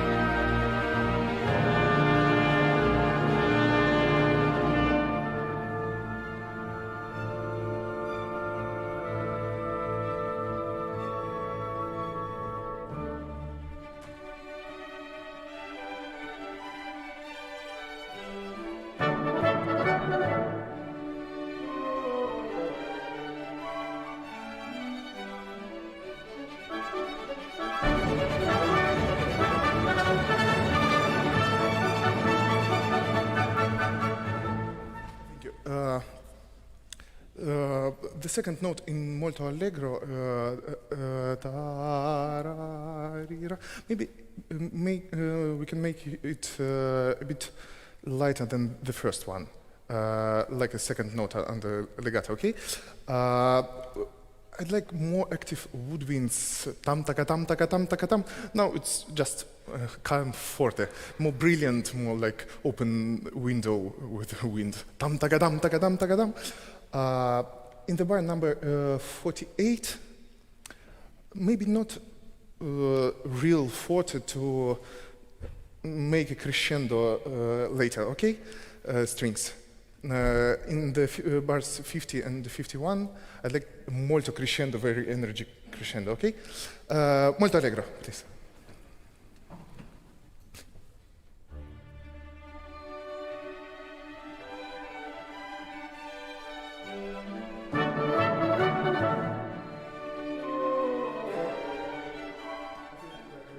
Different tempos, strings and woodwinds. Maybe one more time.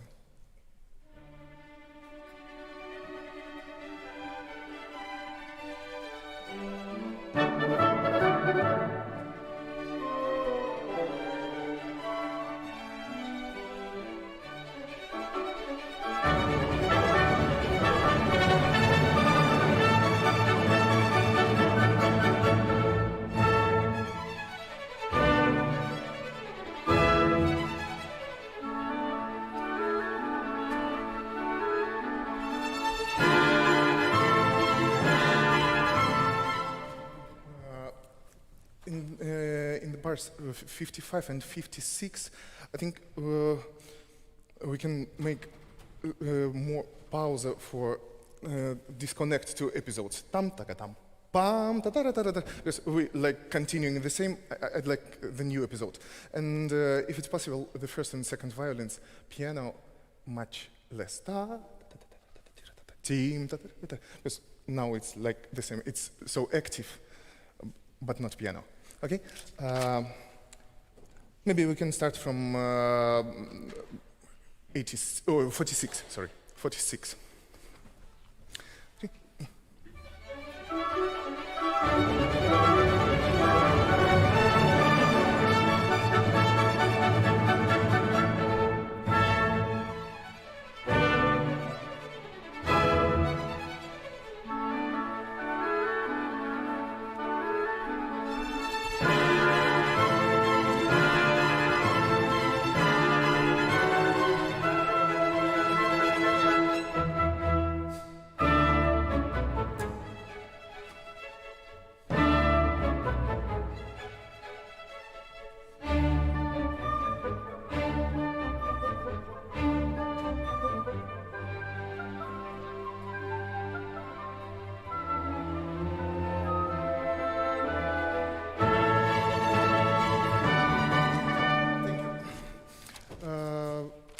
One moment for me is very important when we come to reprisa. Bar number 185.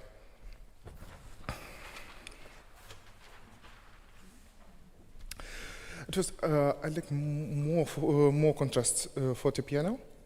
Then first, second violins, it would be very good if you feel like diminuendo last two bars before reprise.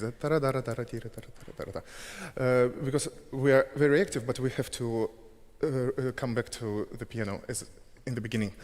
177, please.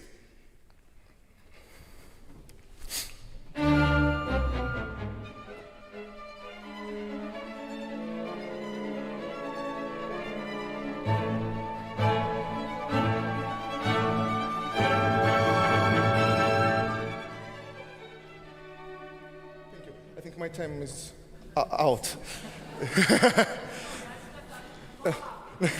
A few seconds. I can thank you very much and hope maybe to see you later. Thank you very much. Yes, indeed. 15 minutes is up for Timur Zangiev. And we heard our first taste there of Mozart's Overture to Don Giovanni, which means we've heard all of the music so far for this first round in the Malko competition for young conductors. So that is 5 contestants down, leaving only 19. And Timur will in a moment be speaking to Selina downstairs. In the meantime, let's tell you a bit about the next contestant. Welcome and thank you for joining us. You look quite calm. How was this experience? Very calm, very hot weather in Danish for me, and very hot in on the stage. Maybe it's about my nerve. I'm nervous. I don't know. I'm happy to be here. I was a bit envy for my colleagues conducted the previous competition because of this amazing orchestra, and I'm happy now I'm here. So, are you satisfied with your own performance? Every time I think I could do my work better, so the jury will decide. Okay, and will we see you again on Wednesday, do you think? Sorry? Will we see you again on Wednesday? I don't know. I hope very much. I hope I'll feel myself more calm, not so nervous. Okay. Thank you, Timur Zangiev. Well, it certainly is a hot day here in Copenhagen. He's not wrong about that. But the temperature should be slightly lower, according to the forecast on Wednesday, which will at least mean our contestants are sweating it out slightly less. Let's take a look at our next contestant, Hankyeol Yoon. He is from South Korea, 27 years old, currently employed as second Kapellmeister at the Theatre and Orchestra of New Brandenburg, and an experienced conductor and competitor. In fact, were third prize winner at the campus conducting competition in 2019, and has participated in Neeme Järvi's conducting academy in Gstaad, along with 1 or 2 other contestants at this year's Malko competition. So it looks from those pictures as though he'll be taking us into Mozart's Don Giovanni once again. And recent experience for Hankyeol Yoon comes from contracts to work as an assistant at the Grand Théâtre de Genève in Switzerland. And he's experienced recently conducting orchestras including the Beethoven Orchestra Bonn, the Staatskapelle Weimar, the Dortmund Philharmonic, the Stuttgart Philharmonic, the Munich Symphony Orchestra, and more. So here he is, 27 years old, from South Korea, Hankyeol Yoon.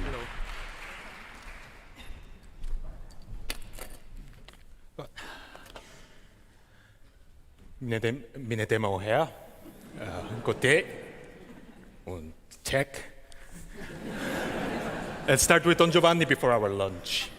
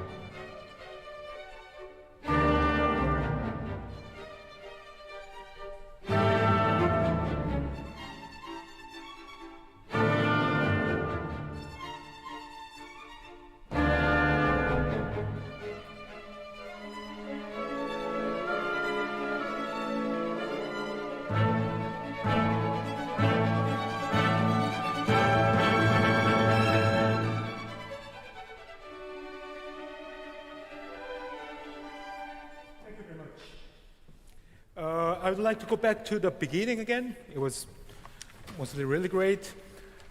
And I really loved the sound from the fifth bar, but I'd like to have still more emotionless. Can we have, I think many said already, senza vibrato and a lower half of the bow.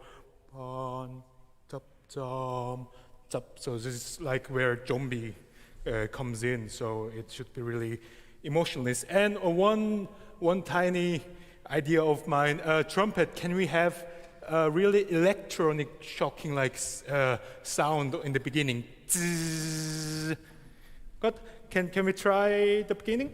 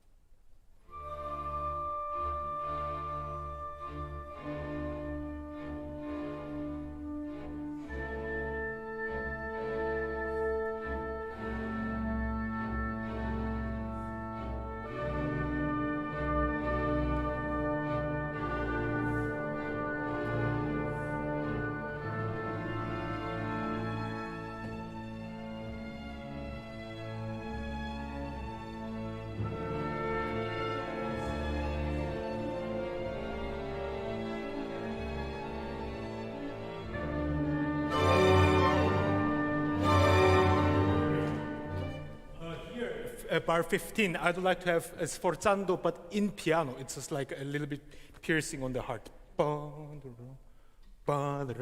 Good. Can we try 13? 13 and with a little bit more second violin for me. And the others, pianissimo.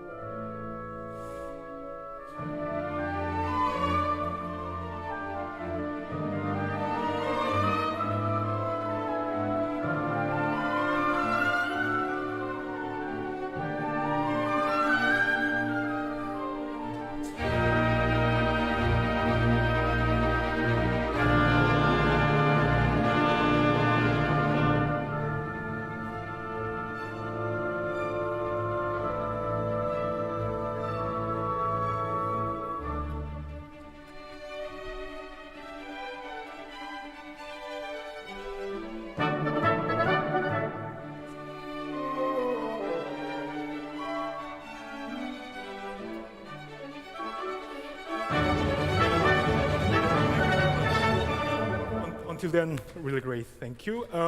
I'd like to try from 46. I'd start, please, in più piano. As if we are just chattering who is there. Can we try from 40, bar 40, please?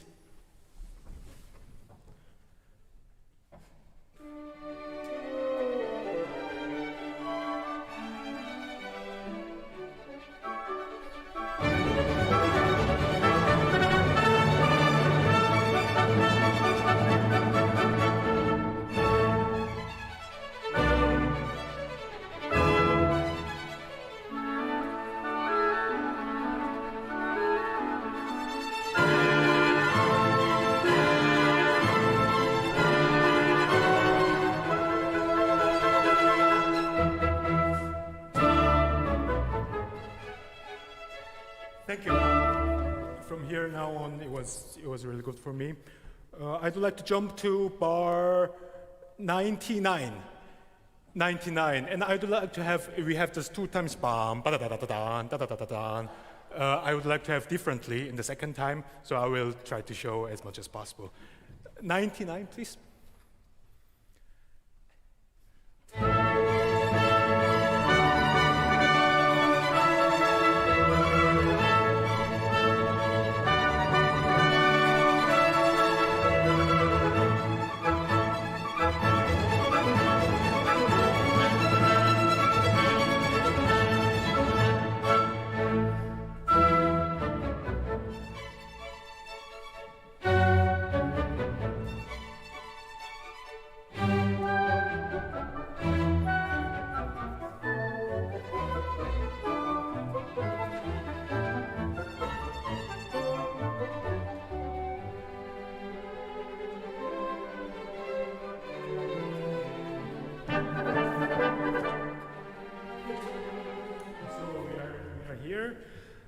This time, 147, I'd like to have different. We've always entspannt, relaxed over here. But here, for once, I'd like to make crescendo. And just generally, maybe it's because of microphone, I'd like to have more piano and less forte. More piano, less forte. Can we try 141?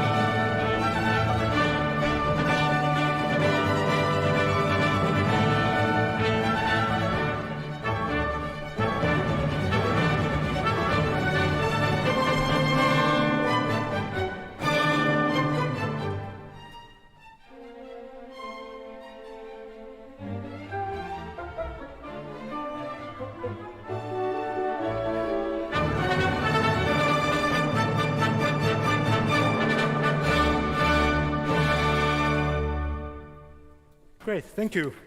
I think we have still 3 minutes, which is great. Then let's go for the last coda. I'd like to try for 278. And when we come in 5 bars later, 8, 9, 80, 81, 82, 83, second violin viola, please, without accent. That would be great. Yeah, why not? Let's try it from 278.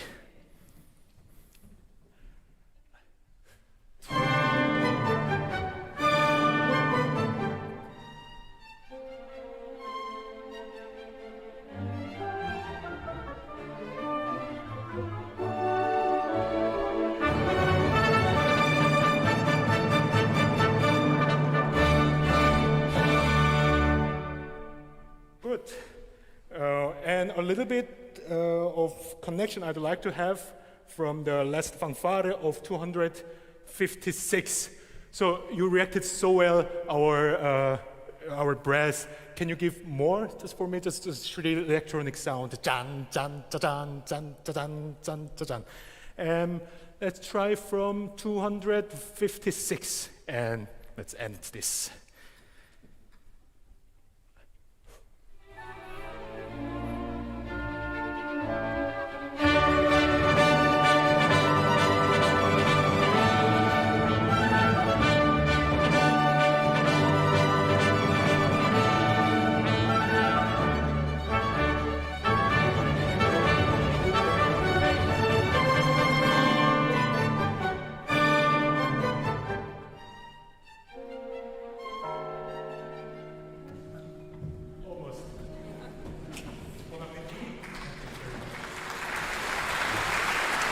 Well, that's 15 minutes of Mozart from Hankyeol Yoon from South Korea, who is the last contestant before lunch here at the Malko competition for young conductors. And the question is whether you would want to hear 3 hours of Don Giovanni after that performance of the overture. And I think, well, certainly from my perspective, the answer would be yes. Very much whetting the appetite, and a wonderful range of facial expressions from this young conductor from South Korea, who also spoke Danish to the Danish National Symphony Orchestra, which they always appreciate. Memories of a contestant from 3 years ago, Wilson, who very much endeared himself to the orchestra with his Danish language skills. So that's about it for this morning. We will head down to Selina now, who is with Hankyeol. In summer, it was very long winter, and it's summer now. So how was the experience in there? Firstly, I was really shocked about all the microphone stuffs. So it sounds really differently than this analog stuff. But then I think I found out the balance, and I was happy in the end with the rehearsals, the sounds, what the Danish National Symphony Orchestra gave to me. So you enjoyed your time in there? Yeah, of course. The Don Giovanni is a really cool piece. Mm. Really good. Will we see you again on Wednesday? Time will tell. Yeah. Of course, I didn't see the reactions of others, but I hope this will be great. Thank you. Enjoy your time here. Thank you. Thank you, Selina. And yes, with that, we're taking a lunch break. Join us again in just under an hour's time, where we resume with part 2 of this first round of the Malko competition for young conductors at 2 o'clock. That's 1400 Central European time. See you then.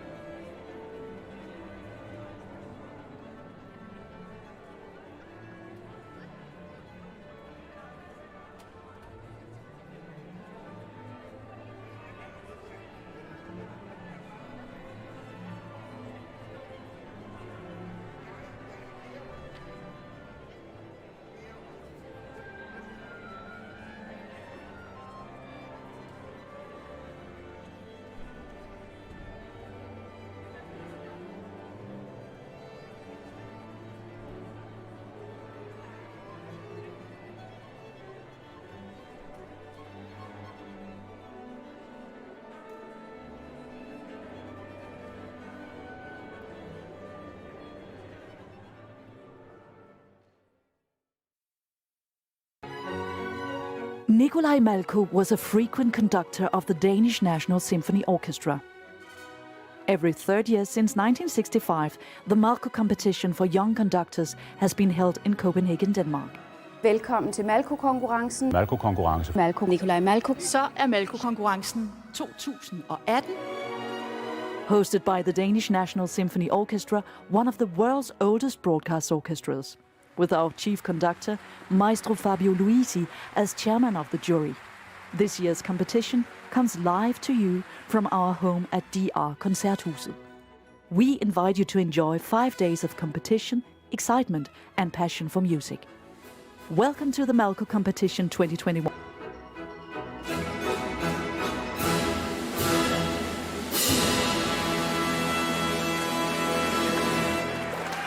Your live streaming host and commentator is Andrew Miller.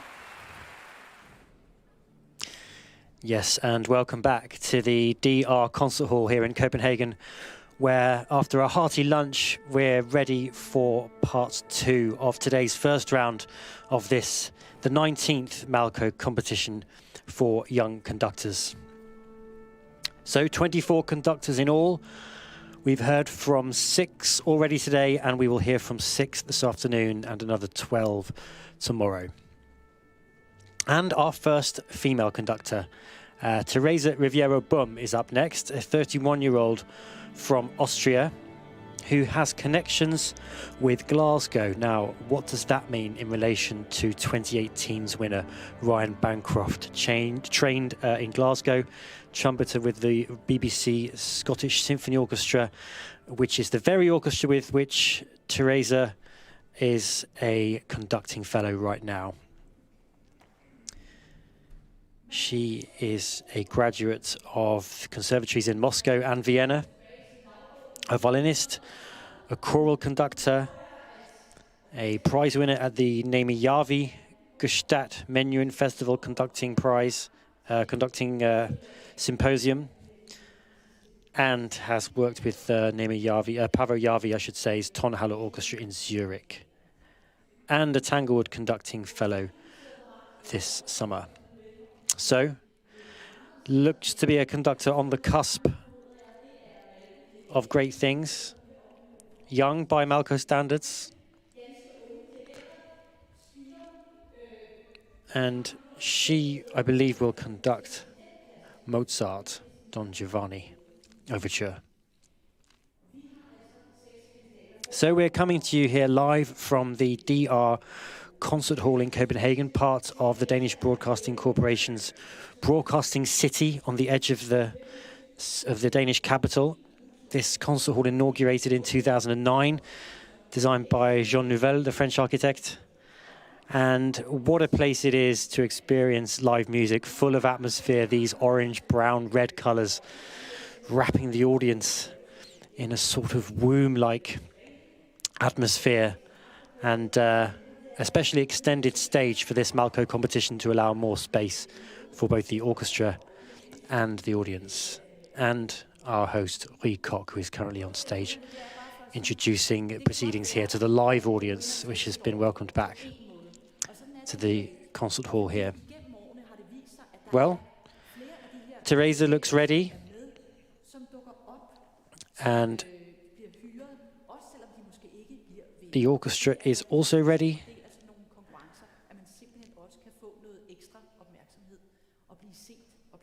And any second now, she will take to the stage.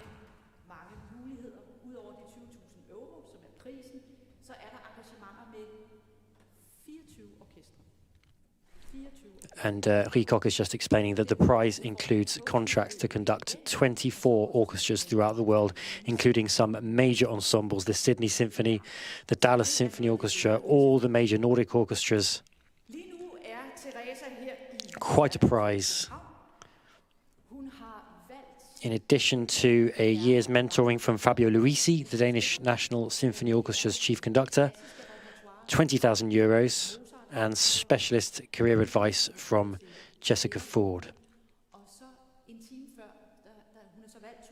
But now just 15 minutes to prove herself, as every contestant here in this first round has just 15 minutes to argue their case for moving through to the second round.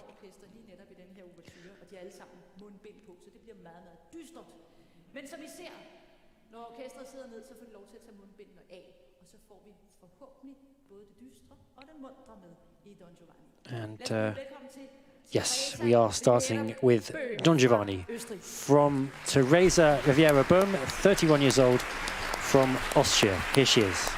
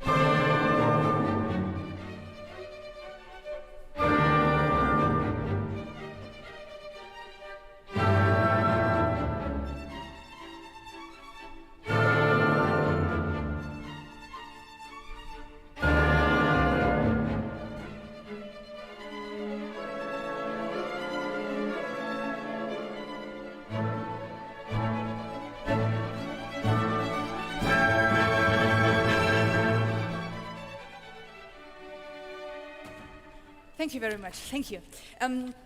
Could we start once more from the molto allegro, from the theme?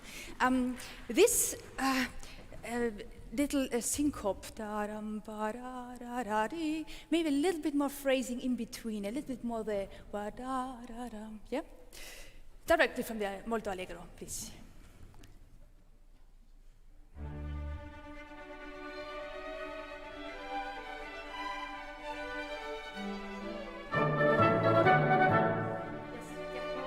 And then immediately another character.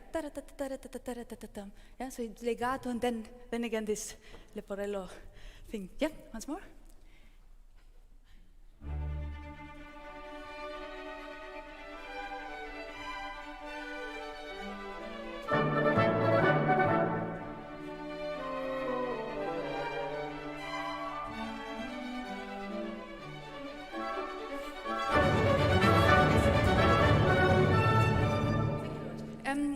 Bar 38, the subito forte, this crochet a little bit shorter, yum pa-da-dum, and a little bit more direction, yeah, in this whole bar. Last time, once more from molto allegro.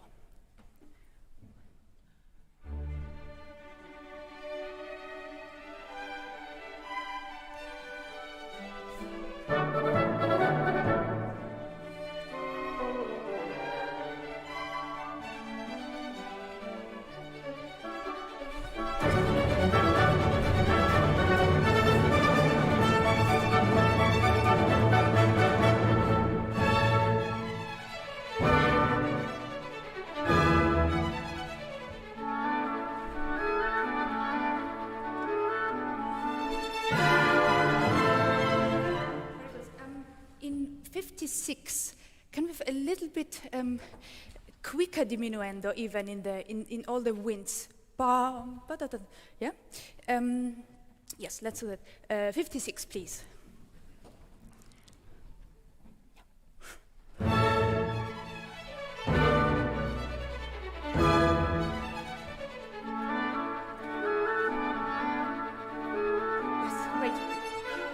And then in the oboes and clarinets, this in 62, even more legato. Yeah, more inner phrasing. Okay, same place, 56.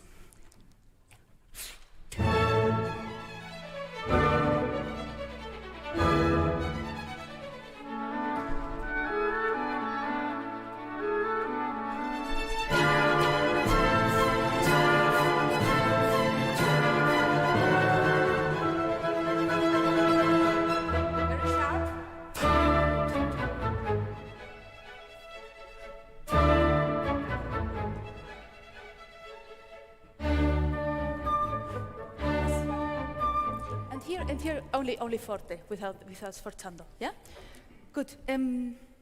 Yes, and I think also where we stopped now, these 6 bars with the forte and this canon, it can get a little bit more, calmer with these three repetitions. Yeah.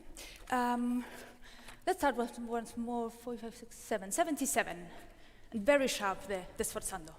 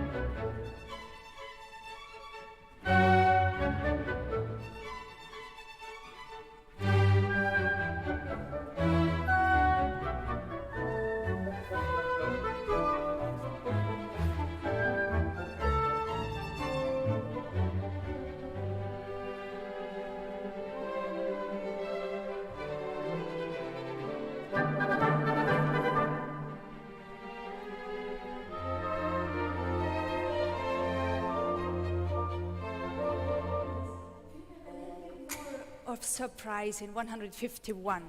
So I think the two bars before, so especially one bar before, it's like a little bit da da ya da da dee da dee. Yeah. Directly from there, 149.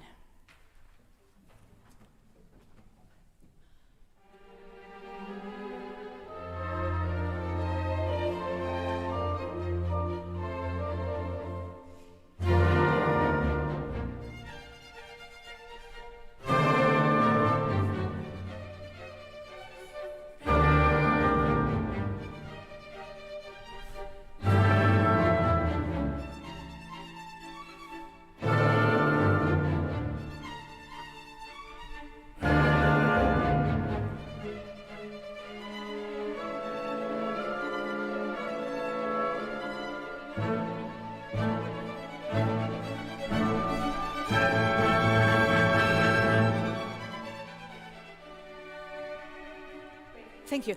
Can we go back to the introduction, please? From the beginning.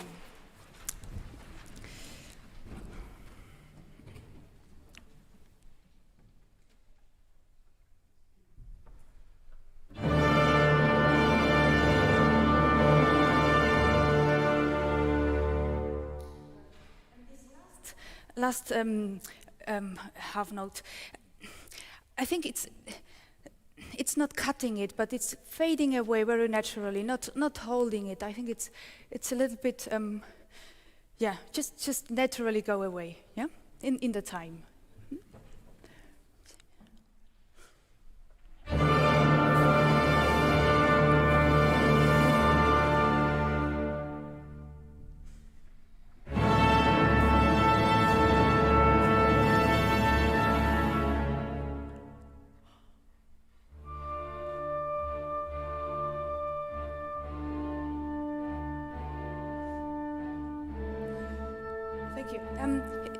This rhythm, the first note, the dotted crochet, can it be a little bit more beginning? Yeah, bum bum, and then going away a little bit faster also. Yeah. Yeah, bar 5 is it? Yeah.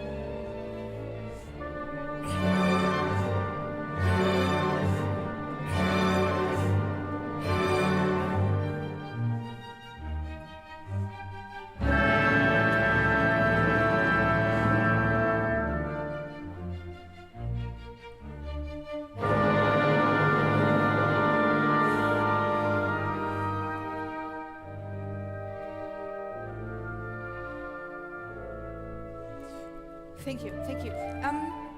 Yeah, this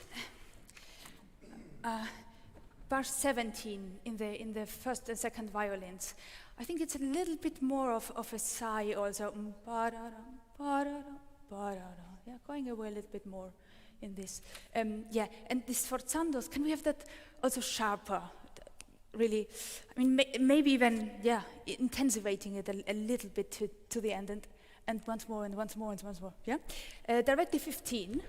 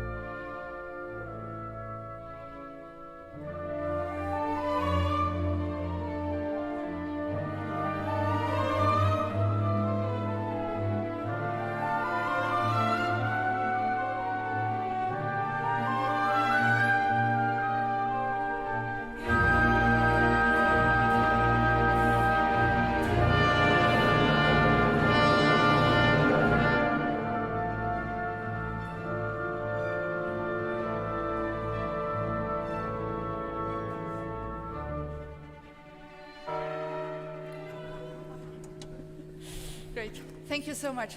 Thank you. Teresa Riveiro Böhm there from Austria, and I wonder if the surname Böhm is connected to the great Austrian conductor Karl Böhm. Perhaps that's a question for Selina Hostrup, who in a second will be talking to Teresa backstage.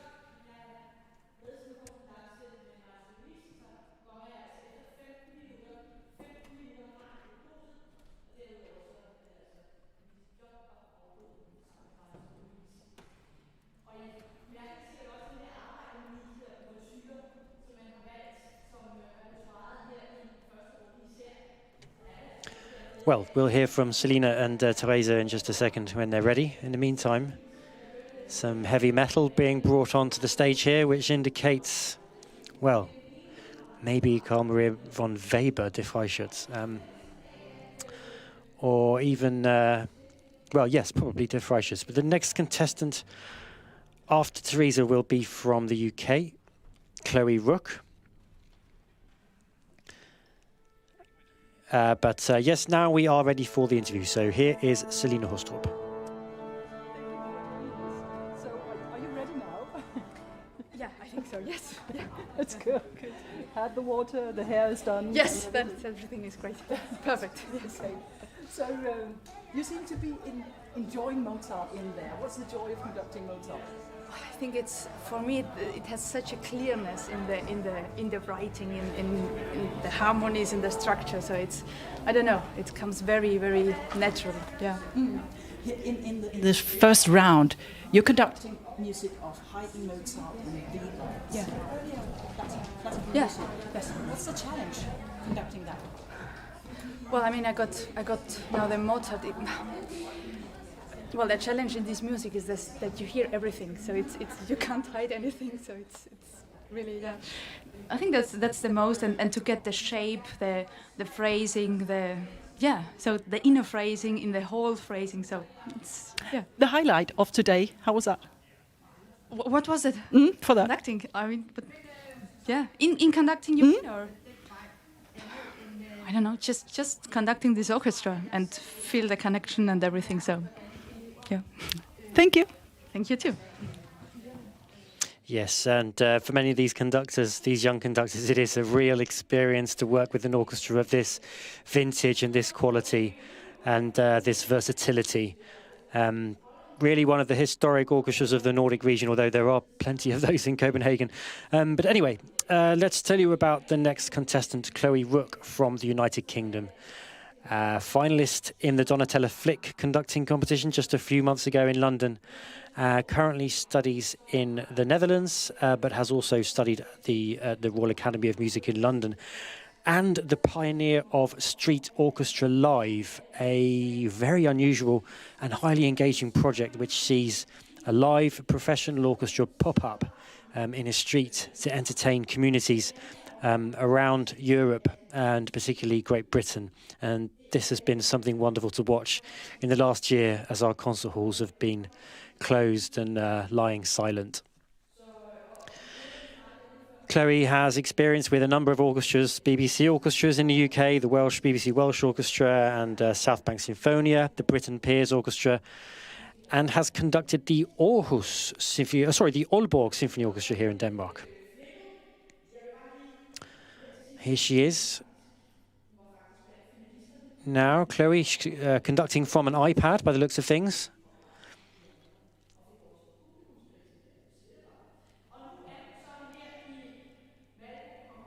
And not far from her to travel from the Netherlands up to Copenhagen. So here she is from Great Britain, 24 years old, Chloé Rooke.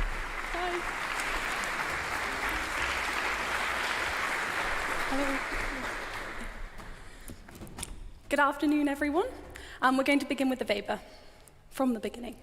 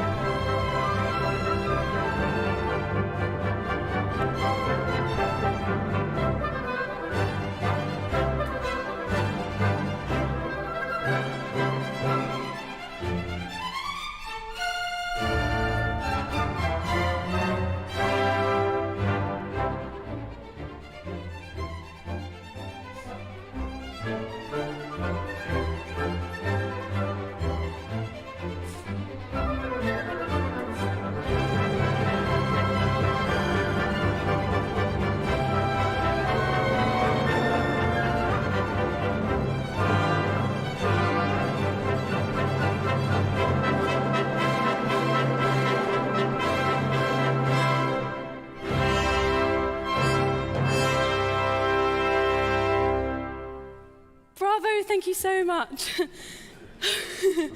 Can we go back to the beginning, please?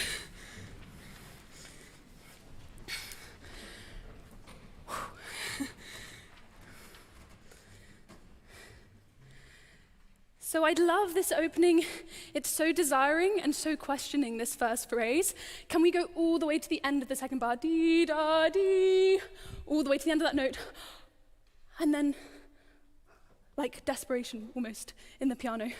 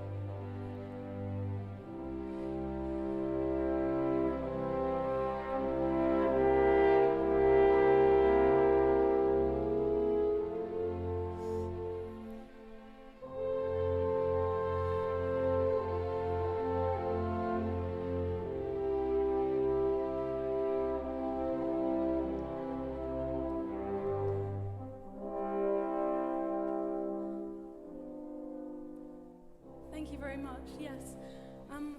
This is so beautiful, thank you, horns. I wonder just, in that final phrase actually, dee da da da da da da da da dee, pa pum, can this be suddenly a bit stronger, like a moment of home? Pum, pa pum. Can we just take it from that last phrase? This is bar 22, if we have bar numbers. Great, thank you.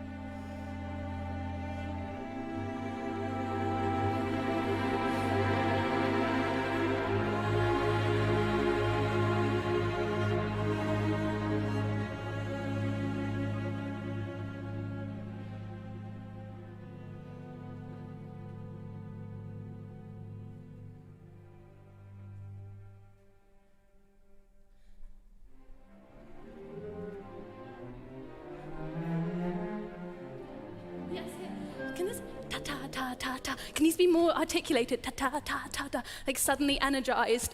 Where are we going? Can we try this again, just on the molto vivace, please? Ta ta tam tam, dee da, and this also in the legato, energized. Dee da dee da dee da, really energized, creeping.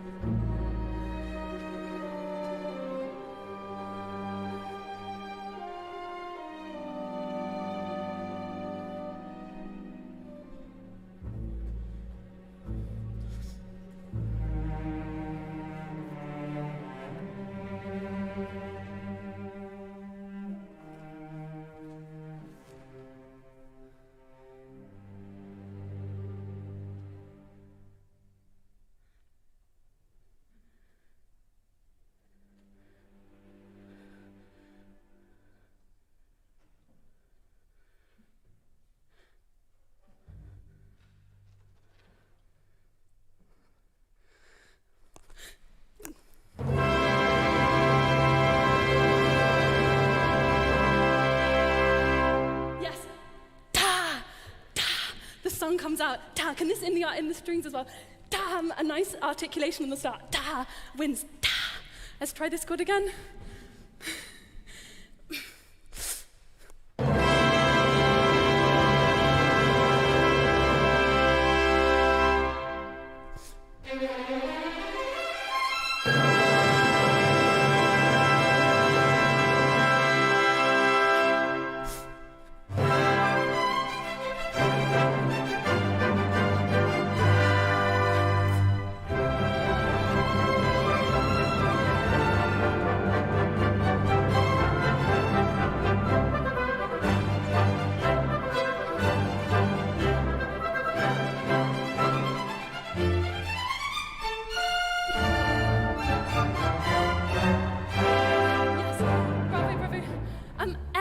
Can we move a little bit more? Tan ta ta ta ta. I'm really joyful, completely jubilant. Tan ta ta ta ta ta ta tam pam pam. We've like arrived. It's the joyful moment at the end of the opera. Pam pa pa pa pa pa pa. Ya ta ta dam. Let's separate all of these. Tam pam. Keep it light. L.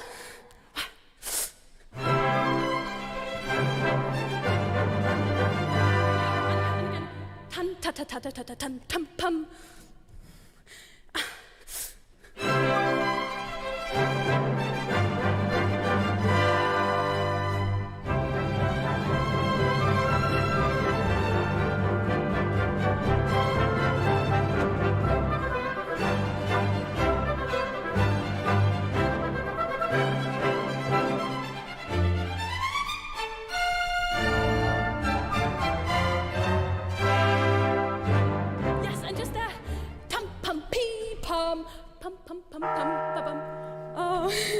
I think that's my time.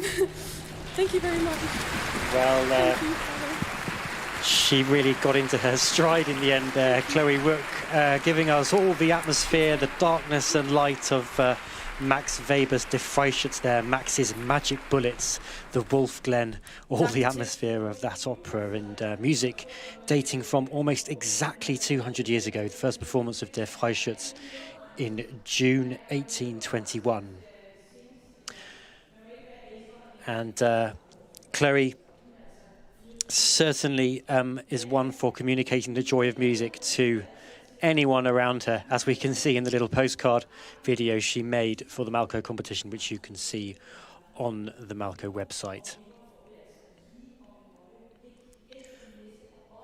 Well, we are 2 down this afternoon, and before a short pause, we have one more conductor to hear from.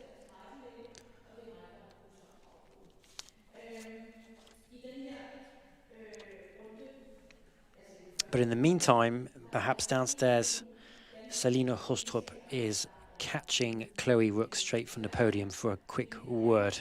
Yes, here she is. Chloé Rooke, thank you for joining us immediately after you've been on stage in this first Malko competition for you. How is it to walk on stage in this first competition? I was so excited. I mean, this is just a beautiful, wonderful piece of music with so many different characters. And the orchestra straight away were just so willing to have me there, willing to let me make music with them. And that was just a joy from the moment I walked out and was able just to see the orchestra and see their faces. I loved it. You sound like you just ran a marathon. I feel a bit like it, yes. I was just saying before I went on that we needed to make sure the mic was fitted because I move about quite a lot. But I loved it. Yeah, I love to give everything I've got when I'm on the podium because I think as a conductor you're there to enable the energy, and this music is so full of fire and contrast, and I want to be present and able to give everything I've got.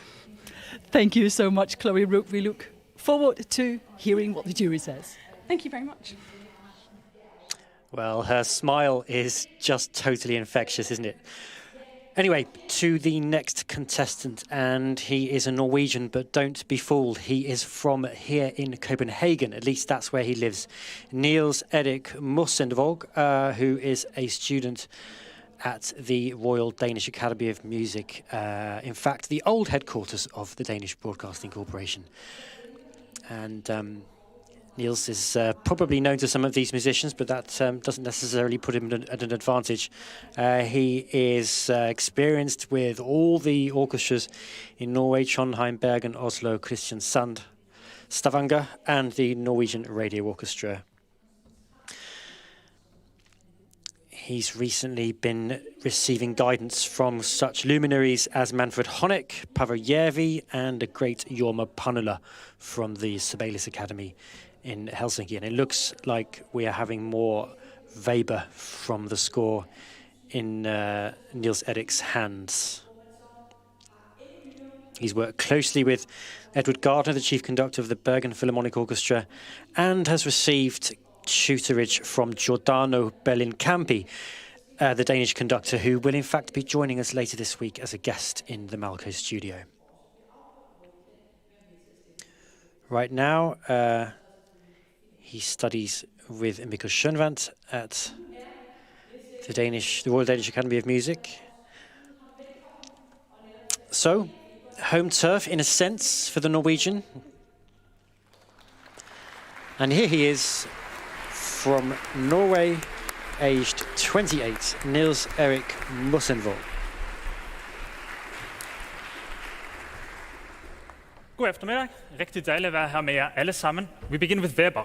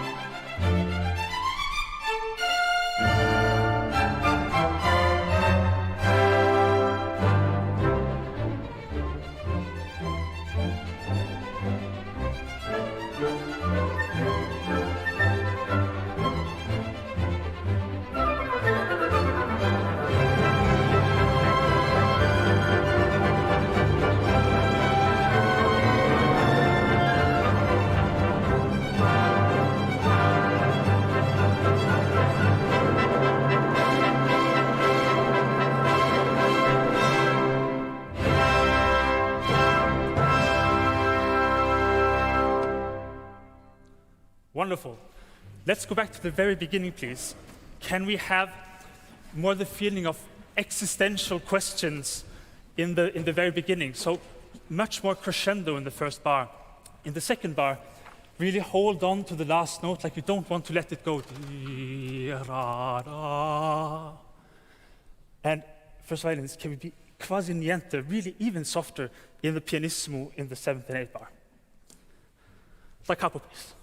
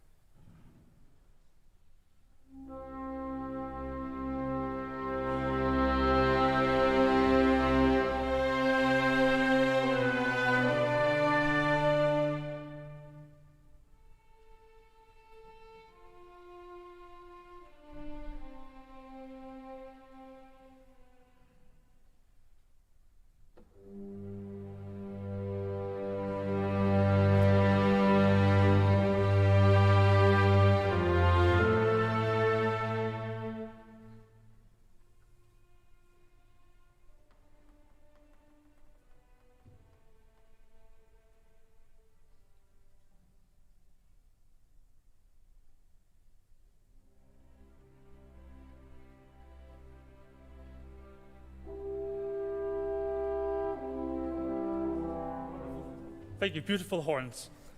Let's skip to after the horn section, bar 25, because this section before the molto vivace can have much more drama. Firstly, the piano, the cello entry can be much softer, and the accent more just like a vibrato accent. The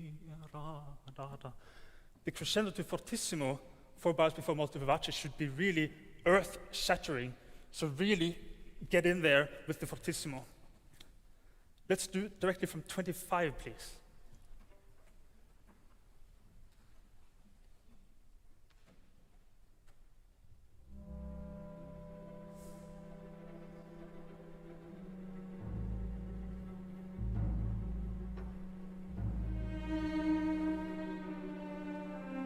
Wonderful. Can we be even softer? Just the barest hint of a sigh. Same thing.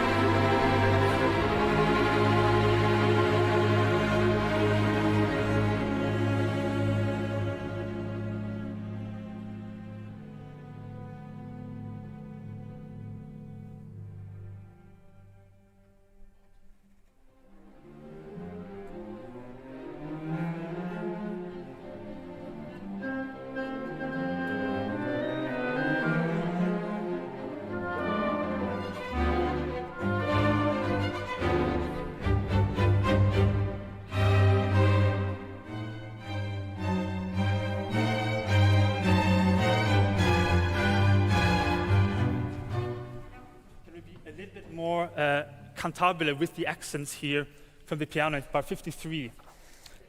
From the beginning of the molto vivace, we are a little bit rushing in the and it could be just slightly more articulated, a little bit more bite. Let's make it a bit more crescendo as well to get more of this drama. Molto vivace.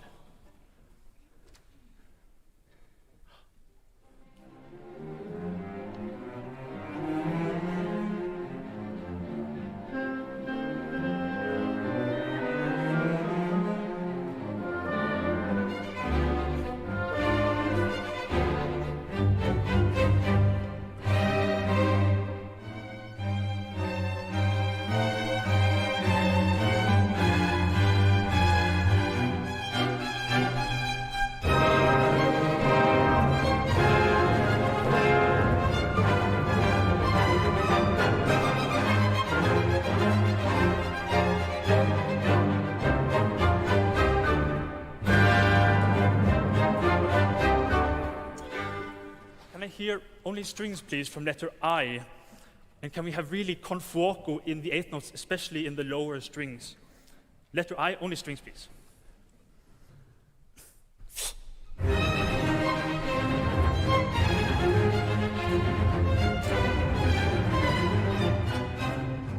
Possible to get even more in the low strings. Let's try.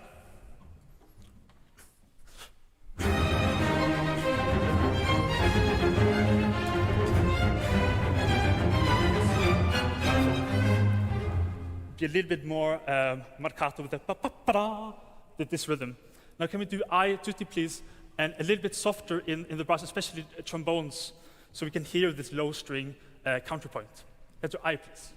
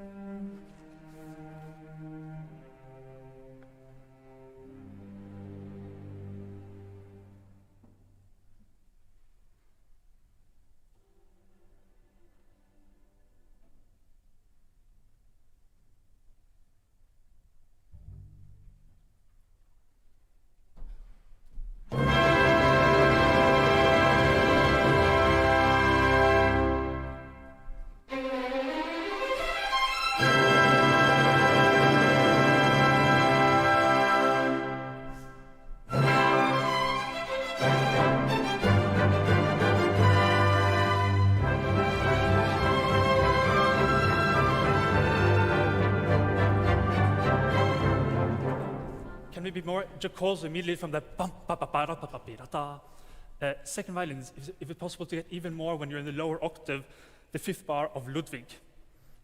Let's go directly Ludwig, please.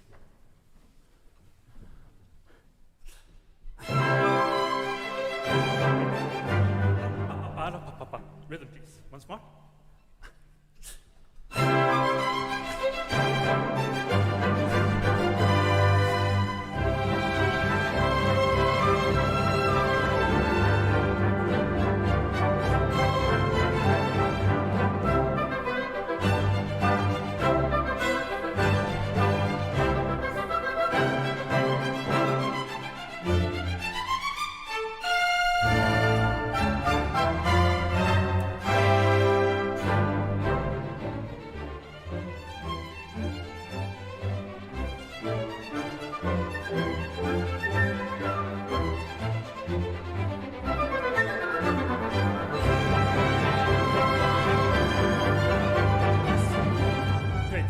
Let's make this accelerando once more from letter Marcus. Can we also make more crescendo so we really build up the intensity for this?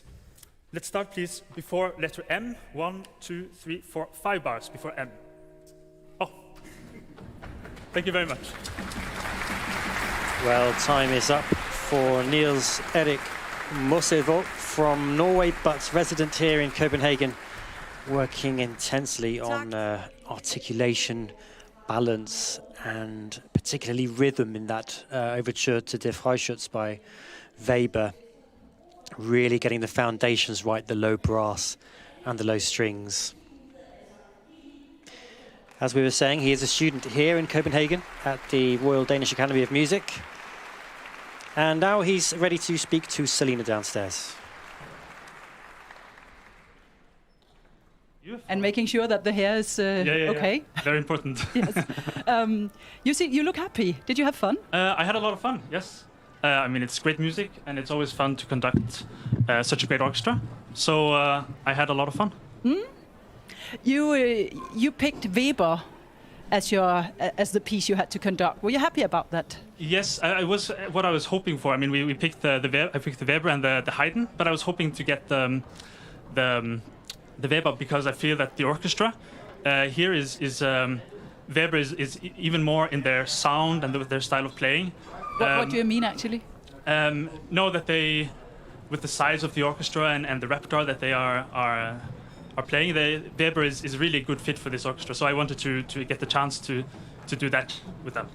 I heard that you asked them to put more fire into the music. Yes, well, you can never have too much fire. And did you get it? I thought so, yes. Obviously, there can also always be more fire, but I was happy with what I achieved in the short 15 minutes that we had. How did you experience the contact with the orchestra? Oh, it was really nice. I had a lot of eye contact with the musicians, and even though there's more distance than usual, you still get the sense that you have the entire orchestra with you, and that's always a nice experience. Did it matter to you that it's a Danish orchestra? You've been living in Denmark. Yes. So did it make it easier, do you think? Well, of course, I know this orchestra from listening to rehearsals with them and going to concerts. I think it would have been, if I had to speak Danish, it would be a little bit tricky. But now that I can speak English, it's the same as if it was any other orchestra in many ways. Thank you, Nils Erik Måseidvåg. Thank you. Well, great to hear from Nils Erik there. And while the Danish National Symphony Orchestra and our conductors take a half-hour break, we can take a look back at what we've already heard and what we're about to hear this afternoon. And I'm delighted to be joined by Ole Farsko. Ole, you are a conductor yourself, a teacher, and you are in charge of the Malko Dirigentskolen, the academy attached to the Malko competition. So that's right. Young conductors are your thing. That's right. And we can talk a little bit later about some of the detail and some of the challenges that today's conductors have faced. But right now, we're going to take another look at the little postcards that our conductors have made to introduce themselves to us for this Malko Competition 2021. So let's hear a little bit about Teresa from her own mouth.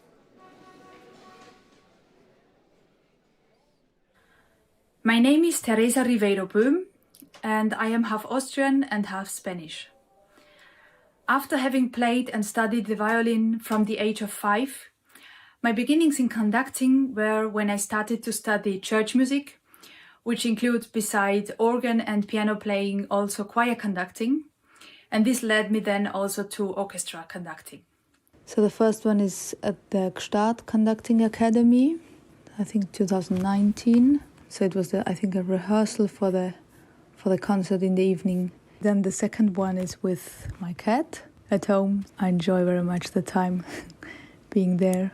The third one is an opera performance in Vienna, I think 3 years ago, something like that. What I love about conducting itself is the way of communication and exchange with the musicians and also the public, and the process of building and creating something together. Yeah, I was traveling by train. I think it was in Austria, showing somehow the traveling life. Yeah, so the second one is at the Conductors Academy with Paavo Järvi and the Tonhalle Orchestra. This was in May now, recently, 2 weeks ago. Yeah, and the third one is with my parents, the yearly Christmas photo. It is my belief that music has an immense value for the development of each individual person and the society. And my wish and aim is to contribute to this context and to transmit my passion and love for music. Good to hear from Teresa there. And Ole, we saw a picture of her on a train surrounded by baggage, apparently unable to get a seat, which is a reminder to young conductors that the life is perhaps not always the one they expect when they see sort of large-scale concerts and experience famous conductors in front of them. It's a tough life. It's a tough life. It's a lot of traveling. It's hard for the family. It's a lot of work, and yes, that's what you got to be prepared for if you decide to try to join this profession. Yeah, no doubt. And the versatility of Teresa's education is very interesting. A violinist by trade, a choir conductor by training, and then now working with orchestras. One has to sort of cover all bases in a sense, doesn't one? Well, I think the way into conducting is probably very individual for many people. Of course, there are these main roads. You play either a string instrument, you play in an orchestra, you want to conduct yourself, or you play the piano. You get the pianists have a certain facility to go into them. They have got the whole orchestra in front of them with the piano, so they start playing at opera houses and get the chances themselves. Those are kind of the main ways into conducting. Or indeed founding your own ensemble, which I think is what Chloé Rooke has done. And we can hear Chloé's postcard now. Hello, my name's Chloé Rooke. I'm 24. I'm a British conductor. I'm currently living in the Netherlands, and I'm studying on the Dutch National Master in Orchestral Conducting. I love life here in the Netherlands. I really love cycling, I love nature, and I love the neighbourhood I live in with all the green. I love going out on my bike and exploring and just feeling inspired by the world around me, both by the natural world but also by the people.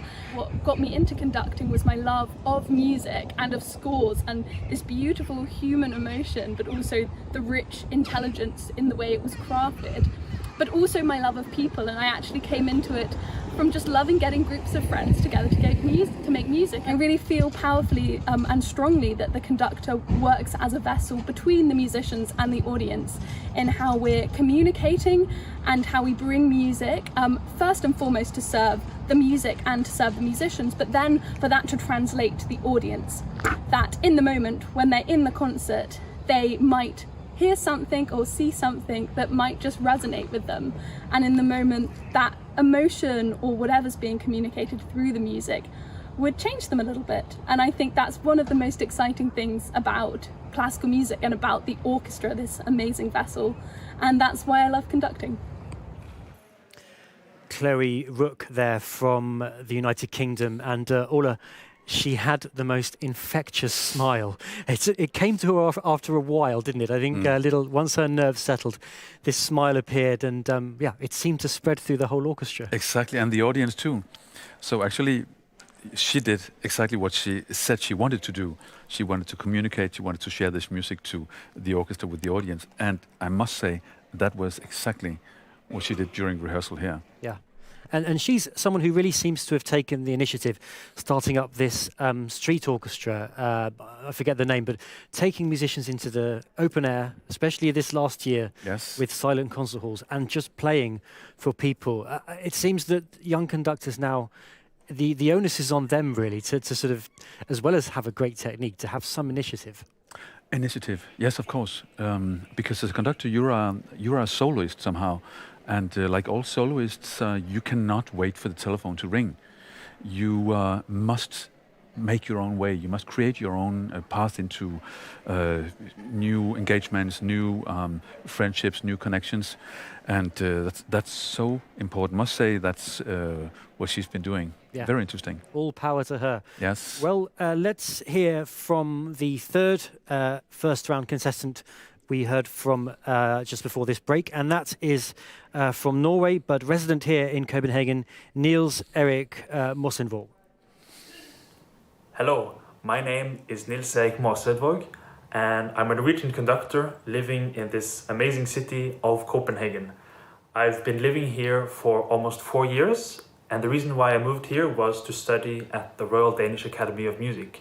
There is a great course there where you get to conduct most of the Danish orchestras, which is a fantastic way to learn this strange art of conducting. So in this first photo, you can see my work desk, and it's looking over this really nice small garden. In this next photo, it's a snapshot of me from conducting La Forza del Destino, the overture in Gestad. This is from quite a recent project where I was recording a film concert with Hærens Musikkorps, as they are called. You can see me doing one of the things that I love the most, especially when I'm back home in Norway, and that's going for trips in the mountains, either alone or with my family, as you can see here. In the next photo, you can see just a picture of one of my favorite places here in Copenhagen from Assistenskirkegård, which is my favorite place to go and reflect and enjoy nature. Conducting is such a huge and all-encompassing profession where you have to learn basically everything about music, about psychology, history, philosophy, and that list of things to learn keeps getting longer and longer, so there's just always more exciting things to learn. Nils, Erik, Måseidvåg there from Norway, explaining how conducting is just a seemingly endless profession with skills that range from people management and emotional intelligence through to musicianship and technical ability. There's just such a long list, Ola. But maybe I can ask you first, given your experience with young conductors, the $64,000 question really, which is, are conductors born or are conductors made? Well, I hope it's possible to make them. Otherwise, my work would not be worthwhile. I think that's an extremely interesting question. It has to do with the question of talent, and talent is a very complex word too. It's combined of so many things. I think, of course, conductors can be made, but some of the skills you just mentioned. Of course, it's important that the future conductor has some of these skills, has the ability to communicate, has the ability to understand, to play music. But perhaps the most important thing for a coming conductor, for a coming musician, is that he or she has got the will to carry out all these studies that Nils Erik mentioned to us. He or she must really want to do this, because otherwise it's such a huge work being a musician that you will encounter so many difficulties of technical and or practical ways that if you don't really carry this will within yourself, chances are that you will not come very far. Mm-hmm. Now, one of the key questions when we're talking about what makes a successful conductor, of course, is communication. And the interesting thing about Malko is that we get to see conductors speak. And as audience members, you're normally silent. We never hear you utter a word, unless perhaps you introduce the concert. Now, it seems that some conductors in some orchestras rather would say that they prefer conductors to talk a lot. Some most perhaps would rather conductors didn't talk so much. I mean, I wonder how you talk about this with your pupils. First of all, the issue of when to talk and if to talk, but secondly, perhaps how to talk. We hear a lot about conductors these days taking voice elocution lessons, acting lessons. How would you advise your young conductors on that? I think it's extremely important. If you get a little nervous, sometimes your voice will come up here and you will not have the force of the voice, and people in the orchestra, they will not hear you. So they, what was it about? What's the issue? What are we talking about? What's the issue here? And you will not have the orchestra with you. So being able to communicate clearly with your voice, with your body, of course, your body language, but also your voice and the instructions, that's extremely important. So whenever we encounter a problem that the student will not use the voice probably, we have to talk about this. We have to work with that. Yeah, but of course, more important is the gestural language, yes. The clarity of communication with the arms, with the eyes, I suppose, the shoulders, every part of the body. We've seen some of the contestants today, and it's so obvious that their gestural language is just simply an extension of themselves. I mean, this is presumably the holy grail for conductors. If one thinks of everyone from Abardo, Jurovsky, these are people for whom conducting they kind of eat a sandwich the same way they conduct. It's just their own body language. How do you draw that out of a person? Well, I start another place. I will start the place Nils Erik is talking about, because you said conducting is a body language, which is perfectly right. But in order to be able to say something in a language, you have to not only control the language, but you need to have something to say. You can eventually see conductors having a beautiful technique, a wonderful language, but then after a while, then after a while you come to think, yes, but what is he actually saying? What is it he wants to say? So you would rather work with a person having a lot to say, but perhaps being somewhat inhibited in the way of saying it, than you want a person being able to express a lot of beautiful things, but with no real will or no really purpose with the music. So in the working with music and working with conductors, I think it's very important to start with the music, to start with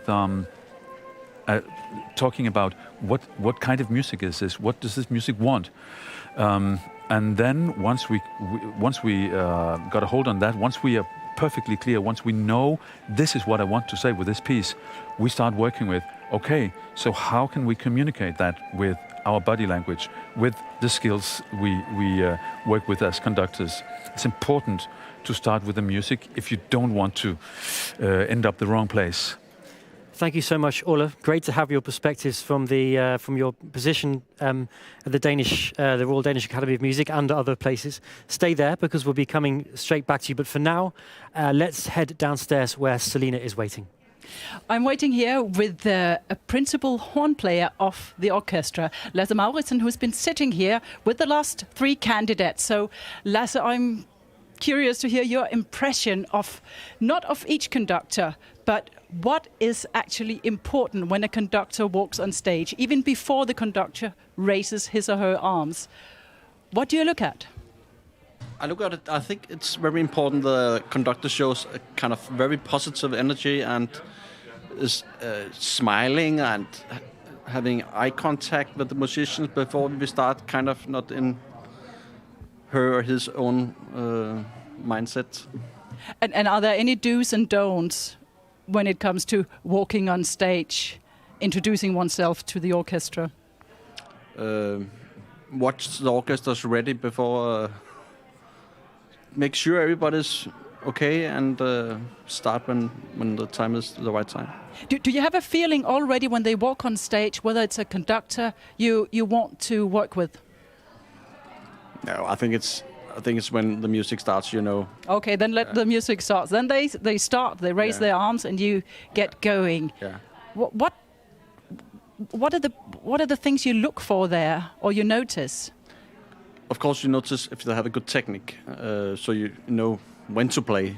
But I think for the very good conductors, they have a good contact with the orchestra. Also, the ones who are sitting like me in the back of the orchestra, they have eye contact. They know exactly when, you have to be with the horns or the trombones, and so it's not just the violins and cello.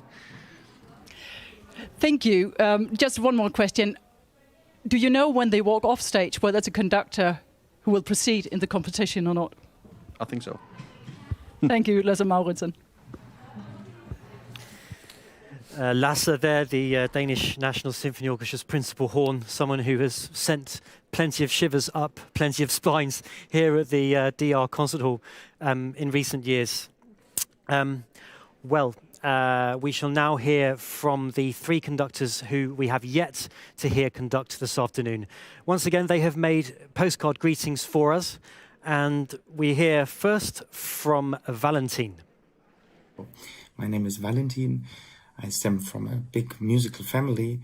I'm the youngest of 8 children, and I grew really up with music, so it was all my life just there, like tap water. That is from a rehearsal with Verdi's Traviata, which we performed, I think, like 12 times this season. So I'm originally from Germany, and since September I work in Croatia at the National Theatre. At the moment I am working though with the Zagreb Philharmonic here in Zagreb. Because of COVID, of course, we always have to change the schedule last minute. In that case, that meant that our soloist to play Beethoven Violin Concerto couldn't make it anymore. Then I called my father, who is almost 75, but still plays the violin and who, is a violinist. And it was a very beautiful and special occasion for me in that season. The last picture is like my new family here in Rijeka in Croatia, partly people of the orchestra, which is really not only a great orchestra to work with, but also really wonderful people. Of all my siblings, I'm the only one who in the end chose to also become a musician.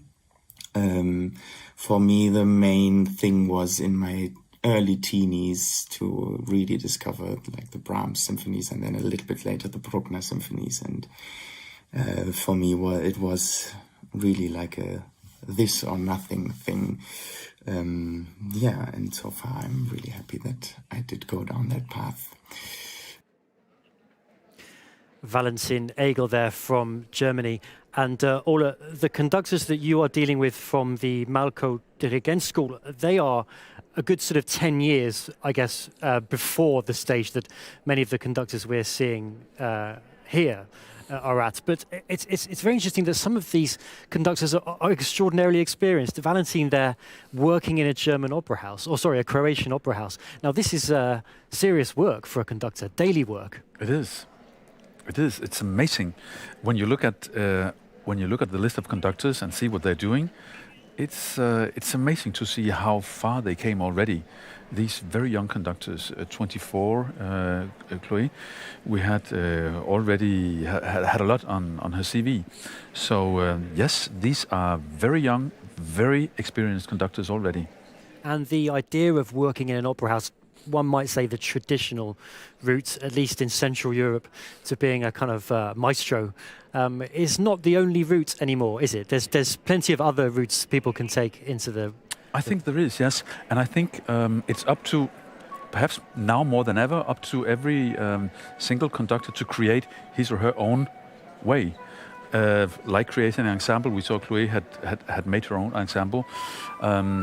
And I experienced that the conductors that have success in coming any further are the conductors who manage to make arrangements, who manage to, with their friends, make choirs, orchestras, and arrange concerts, and thereby being seen, having something to post to the radio, to newspapers, to social media. Well, let's see, all about taking the initiative there, and let's see hear from our next contestant, the postcard from Miriam Kukoniashvili. On the first photo, you see me conducting New Year's Eve concert with the orchestra and the choir of the Georgian National Opera. Just before the concert, the main heating of the stage was broken, and I had to conduct 3 hours program attended by at least 10,000 people and broadcasted in live in -4 degrees. It was the most difficult concert I've ever conducted because I could not feel my hands in the second half of the concert. The second and third photos are taken with the Tbilisi Youth Orchestra, which I founded in 2019. The first one is from the presentation concert, and the second one is from the photo shooting session. Fourth are taken a few days ago in my new apartment in Reykjavik. I'm preparing for the Malko competition while my 3-week-old baby sleeps on my chest. And the fifth and sixth photos are taken with volcano, which was erupted 2 months ago in Iceland. Miriam Kukoniashvili there from Georgia, and an extraordinary story there, Ola, about him having to conduct in -4 temperature and losing effectively the use of his hands. I mean, conductors must be aware that sometimes conditions won't be perfect, things will go wrong. Yes. That's right, and it's impossible to prepare for everything. How would you prepare for for the concert hall being -4 degrees? I mean, that's impossible. So you just have to. I think the only way is to be so sure that you know what you want to do, that you're able to do something, to carry out something. If the situation should appear. Expect the unexpected, I guess. Expect the unexpected, and then it's interesting that many of the very big careers of conductors, take Toscanini, they started with accidents, the conductor being somehow ill or not able to attend. And what are we going to do? And you call someone? Sorry, Ulla, we have to stop you there. Very interesting to reflect on that step-ins and moments of grace. But here is the postcard from our final contestant today, Norman Hyunh. My name is Norman Hyunh. I'm currently in my home in Bozeman, Montana, which looks like this. This is kind of what my everyday looks like. For the last couple of months, I've been diving deep into the repertoire for the Malko Competition. This is where I normally study and where I've been prepping for Malko. So I have all of the scores by rounds. I was born in the United States, and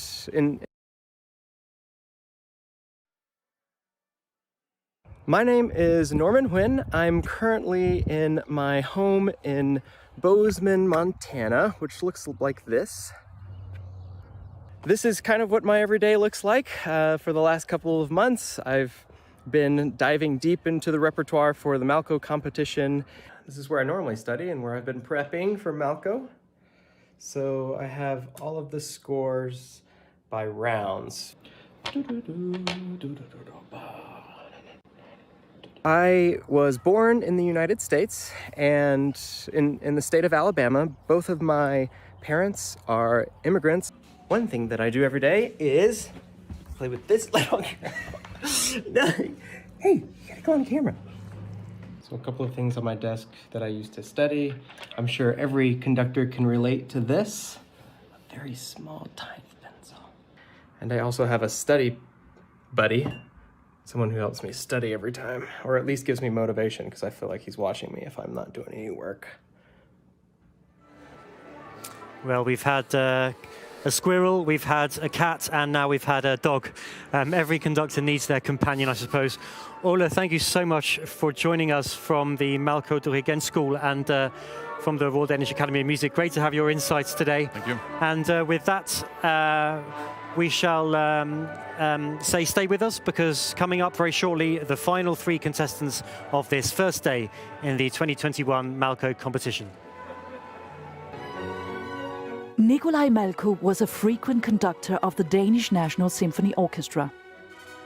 Every third year since 1965, the Malko Competition for young conductors has been held in Copenhagen, Denmark. Velkommen til Malko-konkurrencen. Malko-konkurrence. Malko. Nikolai Malko. Så Malko-konkurrencen 2018. Hosted by the Danish National Symphony Orchestra, one of the world's oldest broadcast orchestras, with our chief conductor, Maestro Fabio Luisi, as chairman of the jury. This year's competition comes live to you from our home at DR Koncerthuset. We invite you to enjoy 5 days of competition, excitement and passion for music. Welcome to the Malko Competition 2021.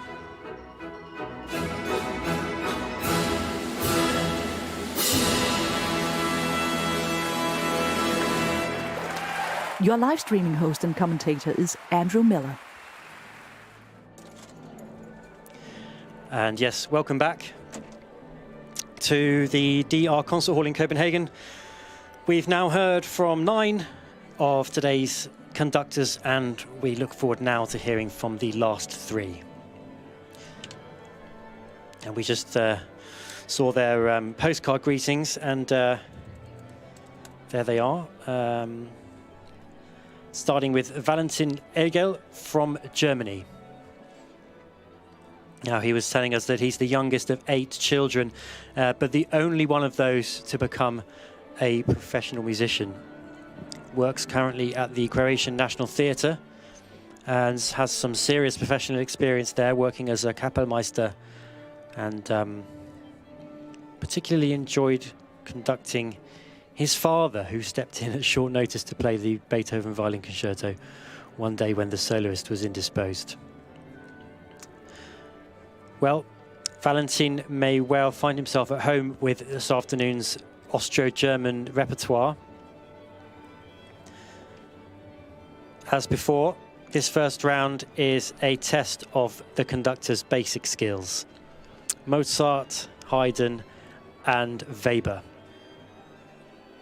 Music that needs to really settle into its own style. Tests of intonation, ensemble, balance, articulation, and we've been very interesting to see the conductors so far today pulling the orchestra apart, working very closely on balance and on articulation in particular, and also thinking about the roots of this music in the theatre.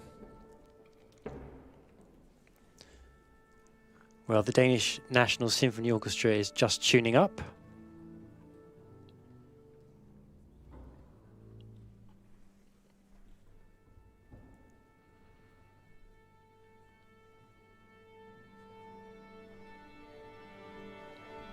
So just a reminder that we've heard from 12 conductors today, and we will hear from the other 12 tomorrow.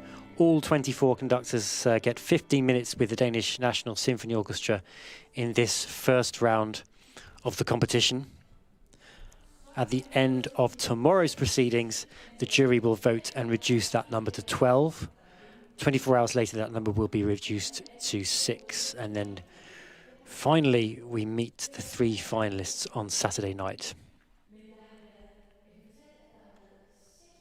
Now, Valentin is a seasoned competitor at conducting competitions. As we can see on the screen now, winner of 2 major competitions already.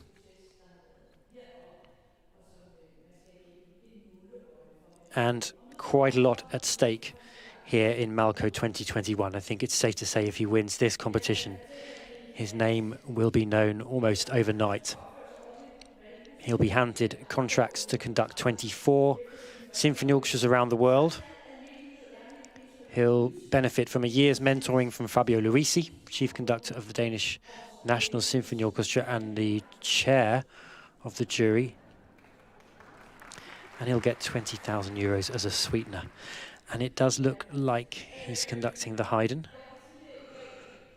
the London Symphony,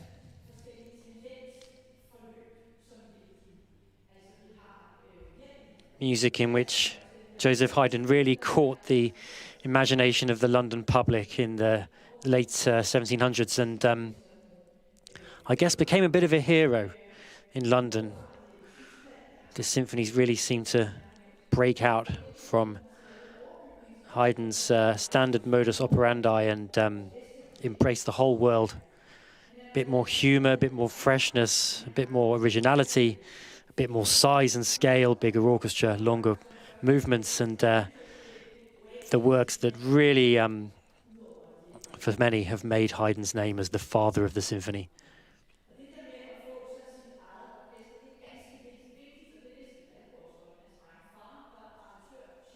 It's important that the conductor clarifies the structure of whichever movement it is they decide to conduct. The symphony's themes were purposely designed to present themselves clearly to the audience and for the audience to sense how they are then transformed and combined in a symphonic argument. Clarity was key for Haydn, and it really must be key for anyone who conducts Haydn. So, here he is, from Germany, 26 years old, Valentin Egel. Nice to meet you. Good day. My name is Valentin. I think everything was already said, so I don't have to introduce myself any longer. Let's start, please, from the very beginning, and without repetition.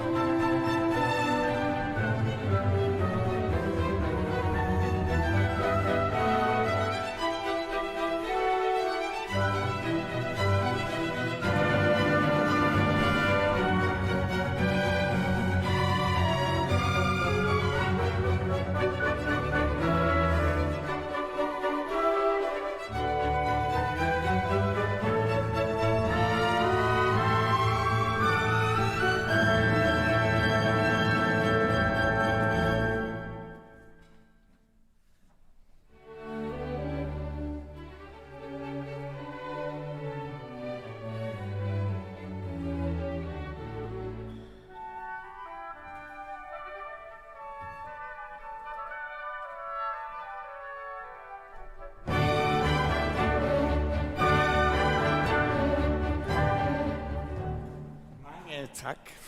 Wonderful.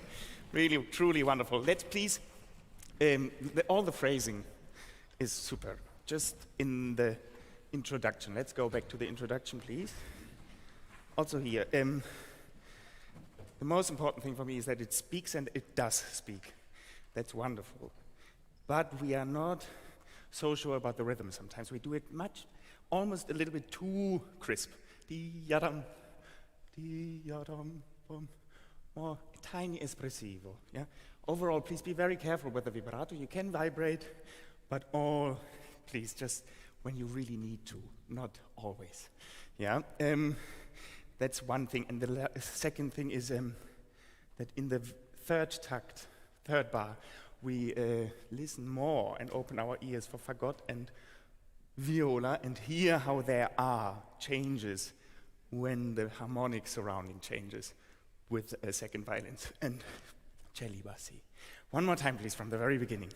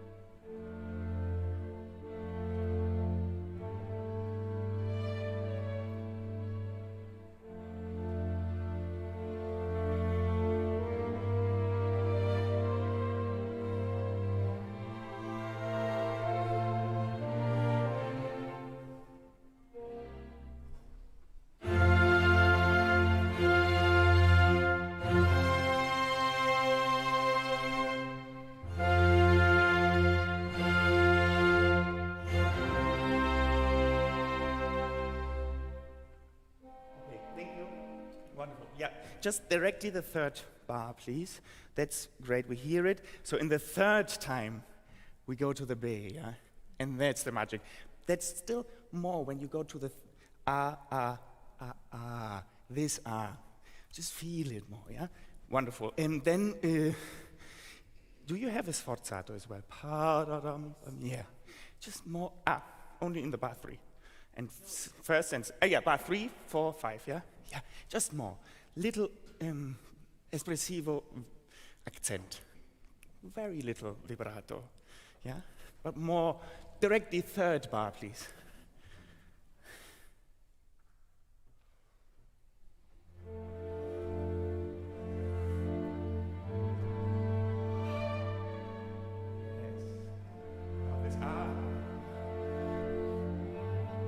Yes. And now here.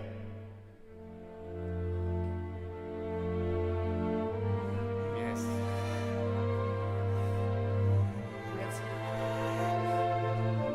And breathe. Yes.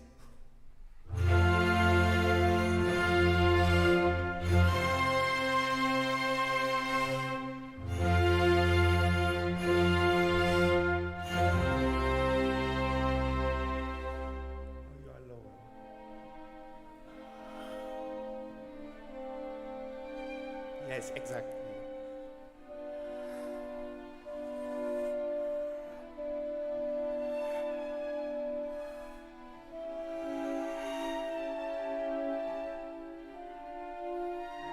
Please sense her vibrato here.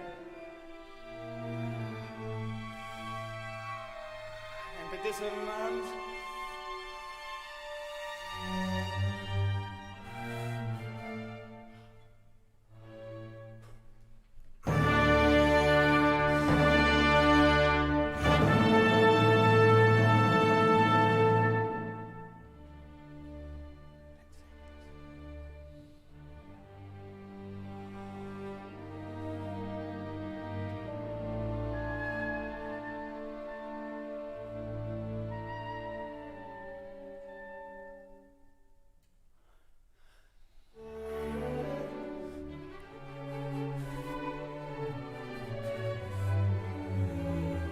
Okay, thank you. Wonderful. We go directly, please, to the development now. So we play until somewhere else. That's 124. Yeah. Yes. Please don't lose what you had in the very first beginning, that all the syncopes don't hold us back, but actually give us life in the music. Yeah? Bam, bam, bam, bam, bam. That they always phrase. Yeah? Wonderful. Directly, please, 124.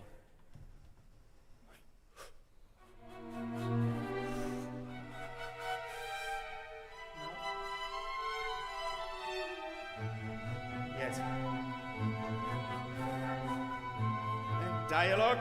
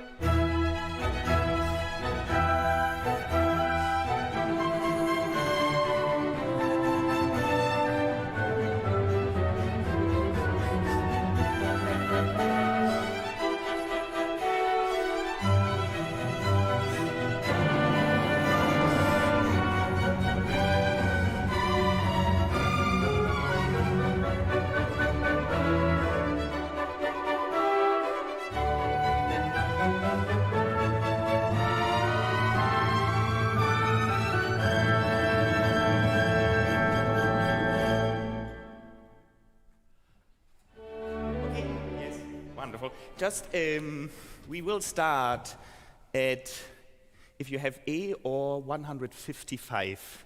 155, yeah? Yeah. Mm-hmm. So in this very end, let's make it a surprise, yeah? No yum pum pum pum, yum, no elegance, but yum pum pum pum pum. And, yeah, it's all about the surprise. And now, one more thing, please, for the brass, horns, and trumpet. When you have yum pum pum pum pum, it's really solo. Give us some drama, please. Yeah. One more time, please. Directly from 155.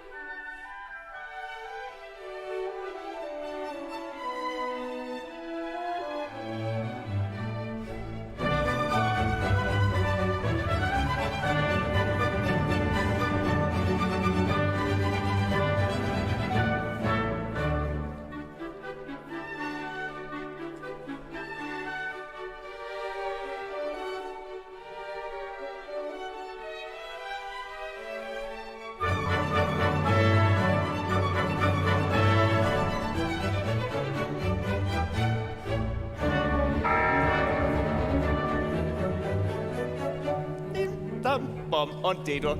Thank you very much. Thank you. Well, he almost wanted to carry on there, didn't he? And we may well have wished for the same. Valentin Egel from Germany, just 26 years old, and so much presence despite his youth. Worth reflecting on the fact that he's 14 years younger than some of the other contestants here at the Malko competition. this year. Very experienced young man, and great to hear him conduct music there, which he seems to be so engaged in. And he's now downstairs ready to talk to Selena. Egel for joining us here. Of course. Yeah, with a big smile. Well, yeah, this music makes us smile, doesn't it? So you picked the Haydn piece. Were you happy about that? Yeah, I mean, I didn't pick it. I picked either Freischütz or Haydn, and I'm sure if it was Haydn, if it was Freischütz, I wouldn't smile now. I'd be much more like this. So Haydn, how was it for you to conduct Haydn in there? It was great. I mean, the orchestra is just, they make it so easy. It's like, I don't know, fish in the water, being in your own bed, which was done by somebody else for you. We noticed that you kept on your watch, a big golden watch. Yeah, I'm sorry. I just didn't know where to put it. So it normally I would arm. take it off, but you know. Well, you can take it off now, Valentin. Egel. Thank you for joining us Yes, here. thank you very much. Yeah, well, he's an engaging young man. And that takes us to the next contestant this afternoon, and it is Miriam Kunkunyashvili from Georgia. Now, if there's one thing harder than conducting in the first round of Malko, it's conducting in -4 degrees temperatures when the heating's broken in your concert hall, which is one thing that Miriam has experienced, as he told us in his little video postcard. The temperature is certainly a lot warmer here in Copenhagen today, and I think some of the contestants have felt it. It's certainly sweltering in this little box, but out there, one has to deal with whatever is thrown at one, temperature included. And it seems as though Miriam is just about ready to join us as the orchestra's tuning up. We can see him there backstage. A little bit of air conducting.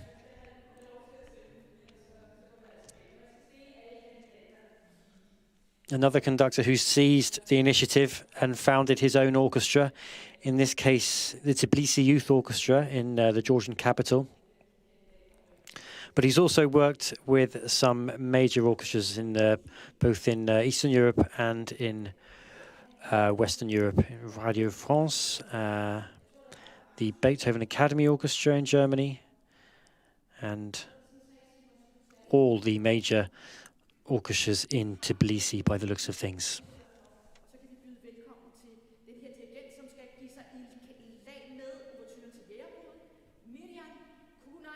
So here he is, 31 years old from Georgia, Miriam Kunkunyashvili. Hi.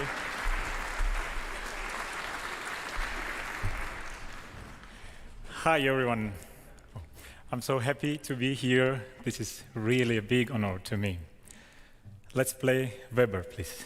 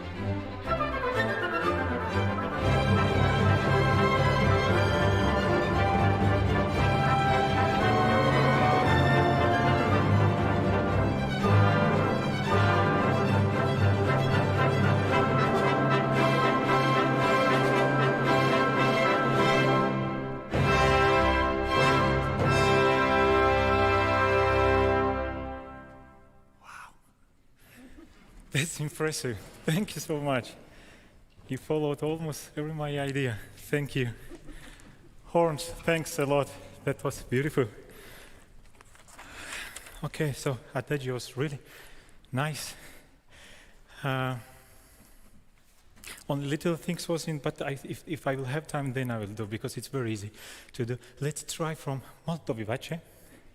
So I will try to inspire you, because technically it's like everything really fine. I have not much to say. The beginning, the third and fourth bar, the cello is very fast and agitate crescendo and decrescendo, because this is, you know the story. So when you're in the dangerous place, your mind imagines danger behind every tree, every bush, everything, even though you have a gun, right? So you are very stressed, and later our accent is, to me, is like when you're stressed, some little movements, shakes, even leaves, frightens you. Like you are really frightened. So every accent and forte should be subito, very sharp. Like we have it in bar number 47, then 48. Like subito. Yeah, okay? And then this 50, this forte, fortissimo, quarter notes, and pam, pam, pam, like really shotgun. Pam, pam, pam, pam, pam, pam, pam. And, okay, let's try this molto vivace.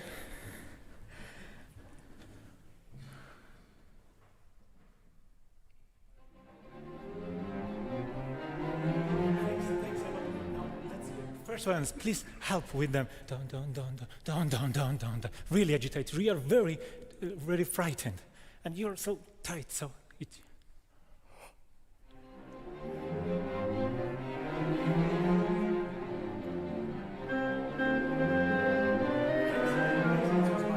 A bit more clear. Really nice. But I would like to ask you to more marcato and the second clarinet a bit open side. Dan, dan, ta, ta, ta, tira, ta, ta, ta, ta. Okay? We need this for this atmosphere.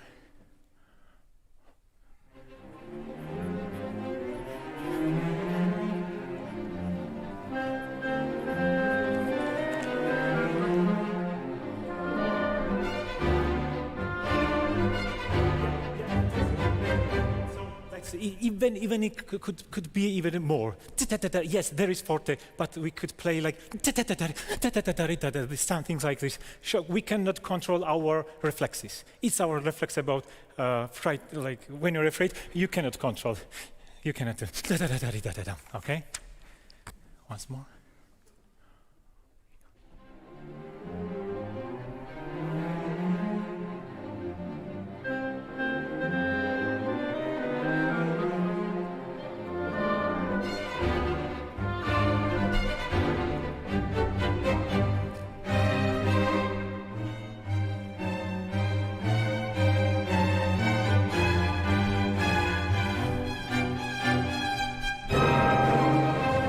Thank you. Do we have something left? We should. We are really good that we are making the big crescendo, but last two bars we should have something to go tiraram tam ti till the very last note.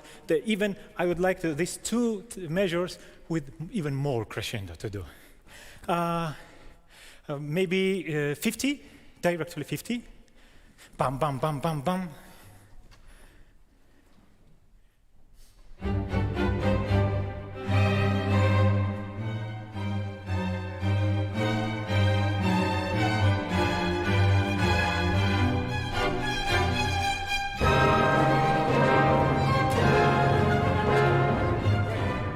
Here, this is the brass. I would like to open, bam, even more. It's really the light of like when you see the face of you're afraid of anything. Like it's boom. It should be burst like timpani and bam, bam, bam, bam.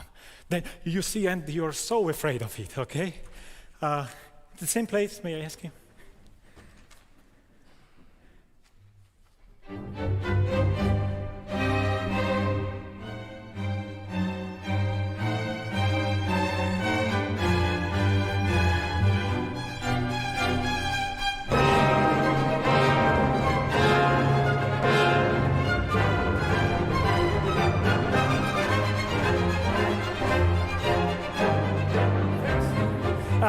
this is very good. Just the only thing is 239, I think, 5, 6, 7, 240. Da, da, da. It's a little bit late. Violoncello, contrabass. Di, da, da, di, da, da. It should be nervous. Da, da, da, da, da, da, da, da. Directly, I. That was fantastic. Thank you.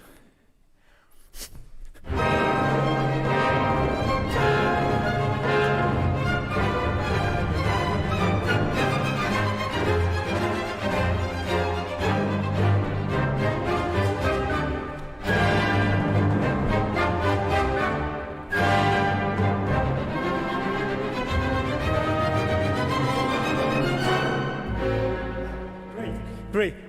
This 4 bars before K. Further 4 horns.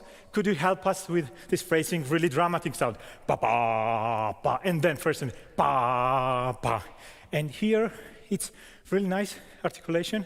Just the direction. I think that when you're really everything gets to something like climax. So even more take a beat, not faster, but like lead the note till this K. Let's try 7 bars before K. Ram pam pam pam pam pam di da dum.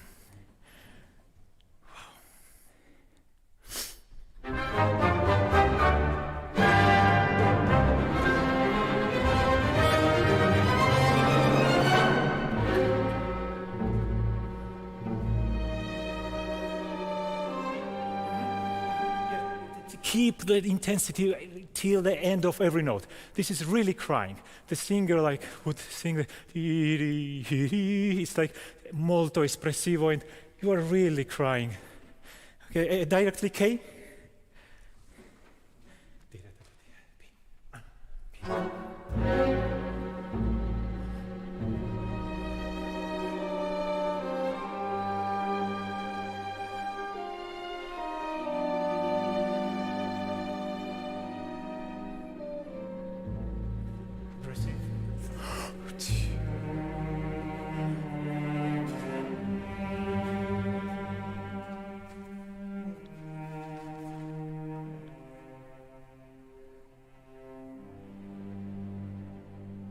Thinks that it's over.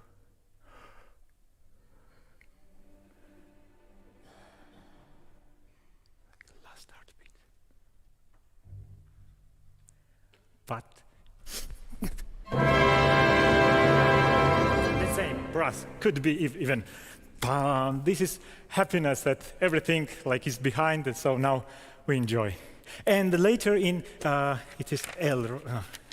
Da, da, da, da, da, da. This tempo I will take, it's really nice in this tempo, like fairy tale ending, but if I was the main character, my happiness would be like da, da, da, da, da, da, da, da, even like more excitement, then really like very da, da, da, da, da, da, aristocratic.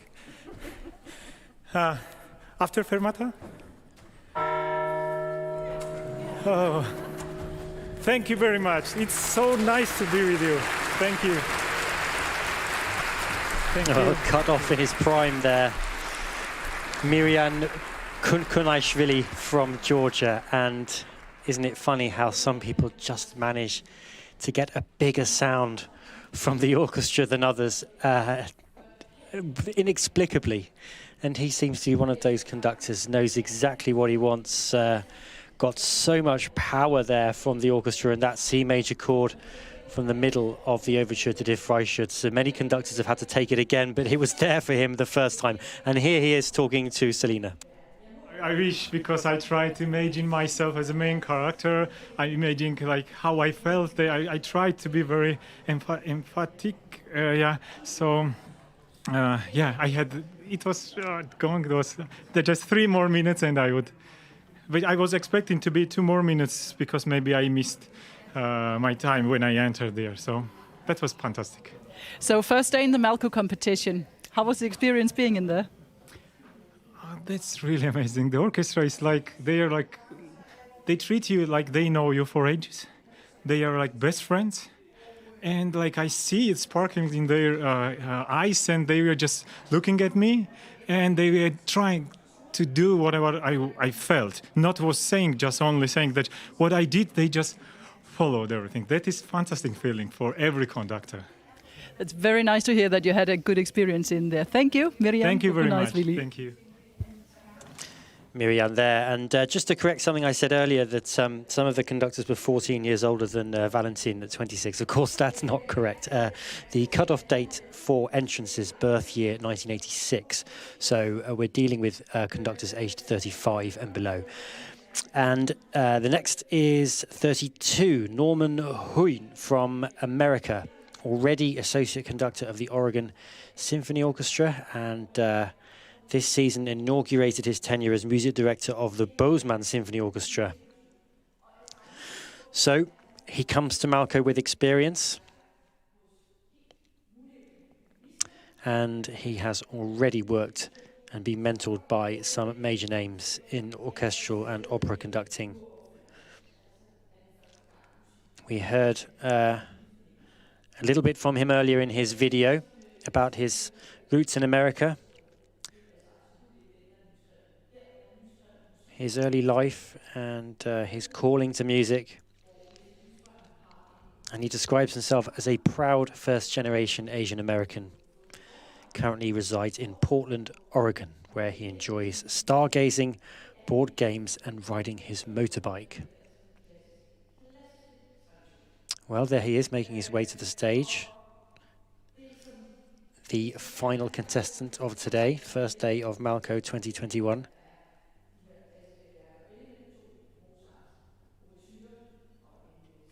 And this is the moment at which our conductors probably start to feel the pressure.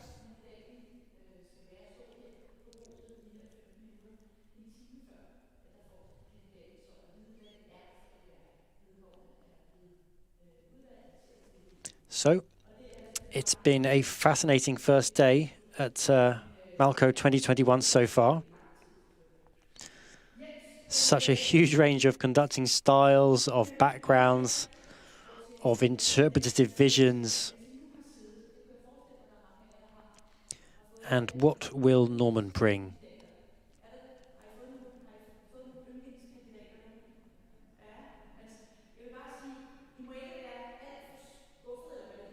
Plenty at stake, of course, a first prize package, almost unprecedented, in fact, pretty much unprecedented in the world of conducting competitions. Experience and work with major orchestras is what the winner gets from Malko, pretty much a career on a plate. And it looks from Norman's hands there as though he's about to conduct Mozart, the overture to Così fan tutti. Music from 1790. So here he is, Norman Hyunh from America. Hello. Thank you. Hi, everyone. I'm Norman. It's a pleasure to be here. We will read Così.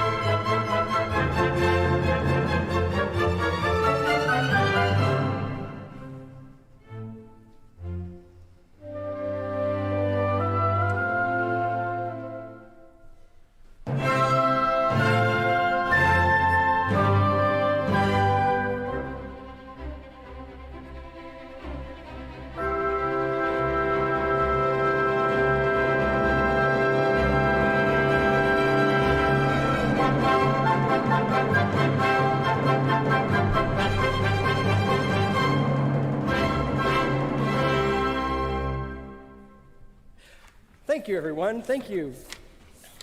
Let's go right to the presto. Measure 15. Can I just have violas, cellos, and basses, please?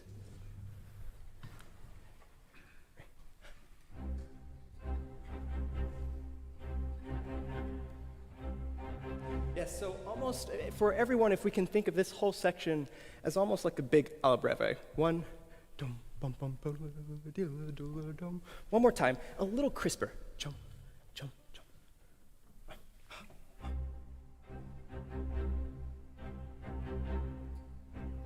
Now can we have firsts with this?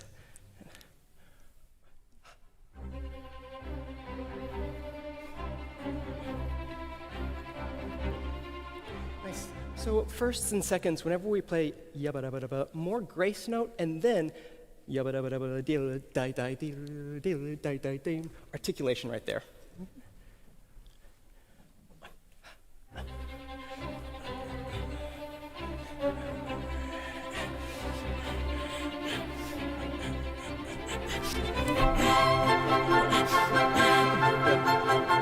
Nice, bravo. So once we get here, yum bum ba ba ba ba ba ba bum, don't lag too much on the half note. Yum bum ba ba ba ba ba ba bum, and really let it just sparkle out. One more time from the presto.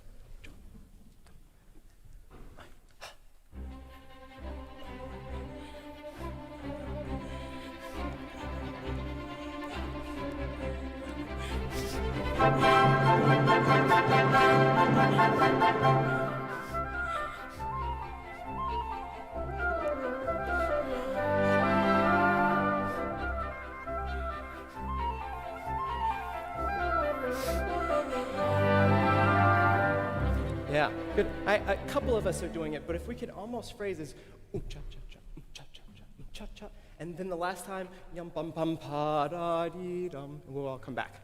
Okay, this is right on 21, 2, 3, 24, 25, the forte. Quarter notes can be shorter. Pum pum pum pum pum pum.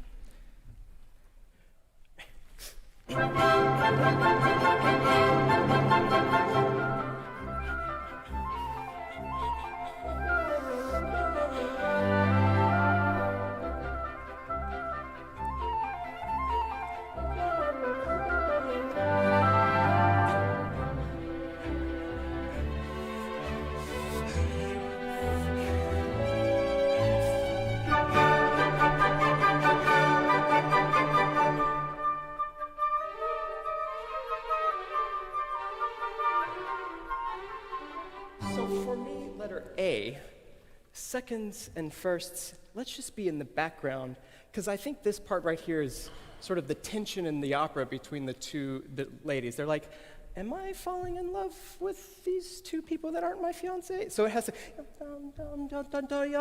and the is the inside angst that's happening, okay? This is before A, 4 bars. This section, same thing, big alla breve. Yum bum bum bum bum bum bum yum bum, so more accent on the long note, and then short on the quarters.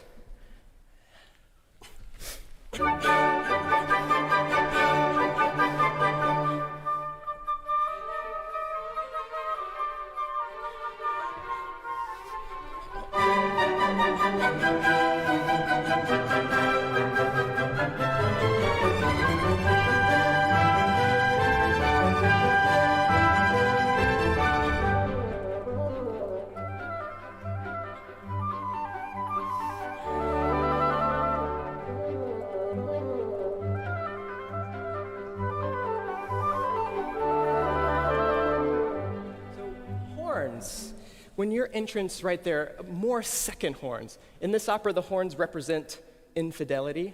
So I think a little more presence from the horn right there just to change the color up. And then, let's see, at 73, can I have, please, the violas, cellos, basses, and bassoon and horns? Long tenuto, yapapi, yapapi, yapapa.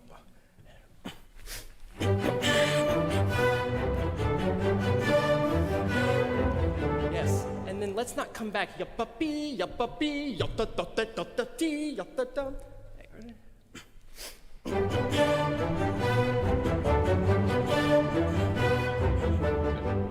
Trumpets, timpani. This for me is 2-1 music. 2-1 music. Trumpets, y'all are 1, dun, dun, dun, dun, dun, dun, dun. Let's put these two together. A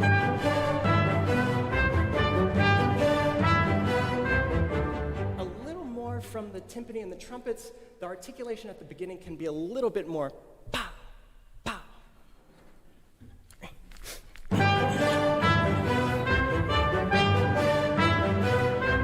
Yes, exactly. Now let's go back to the forte, 61, 2, 3, 4, 5, measure 65. And always keep it sparkling. We're flying. Yeah.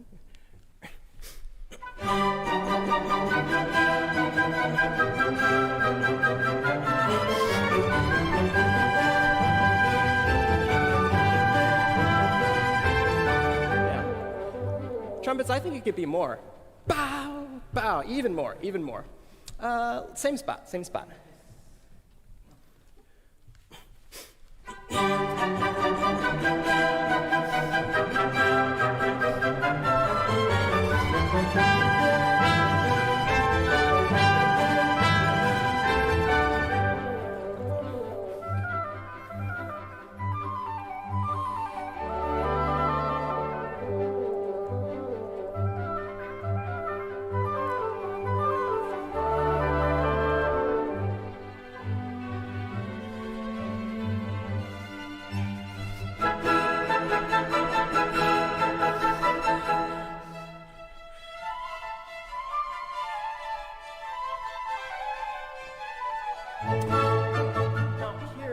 Same thing with the flutes last time. I think it can be even more. Yum bum bum yum dun da 1 and 2 dun dun da 1 and 2 da da da 1. Really lean into that. Let's go right there. 102, 3, 104.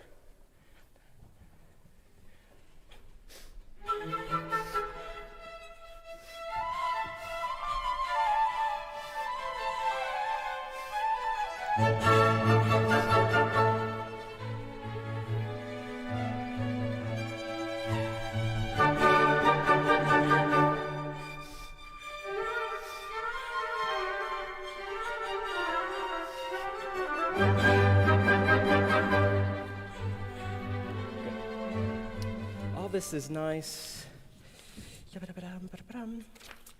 Can we now please go to 163? Sorry, 145, 6, 7, 8, 9. 149. It can come out a little more. Everything else.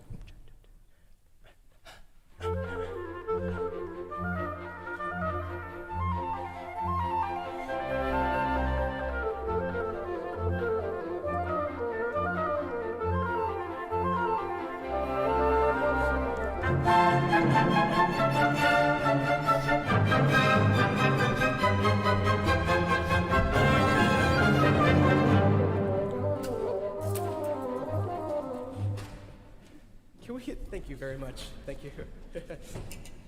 Before C, everyone, 1, 2 bars. For me, right here, this is the climax of the whole overture. So strings, really dig in.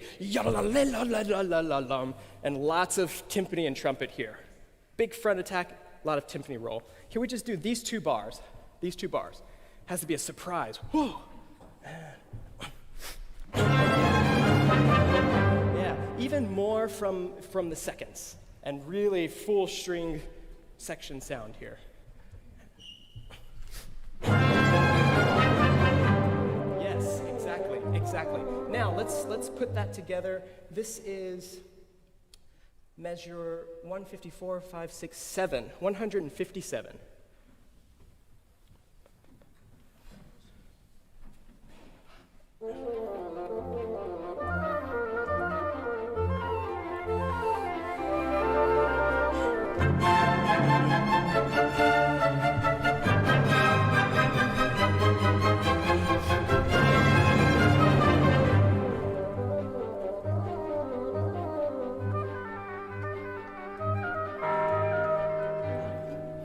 Thank you, everyone, for the opportunity. Have a great day.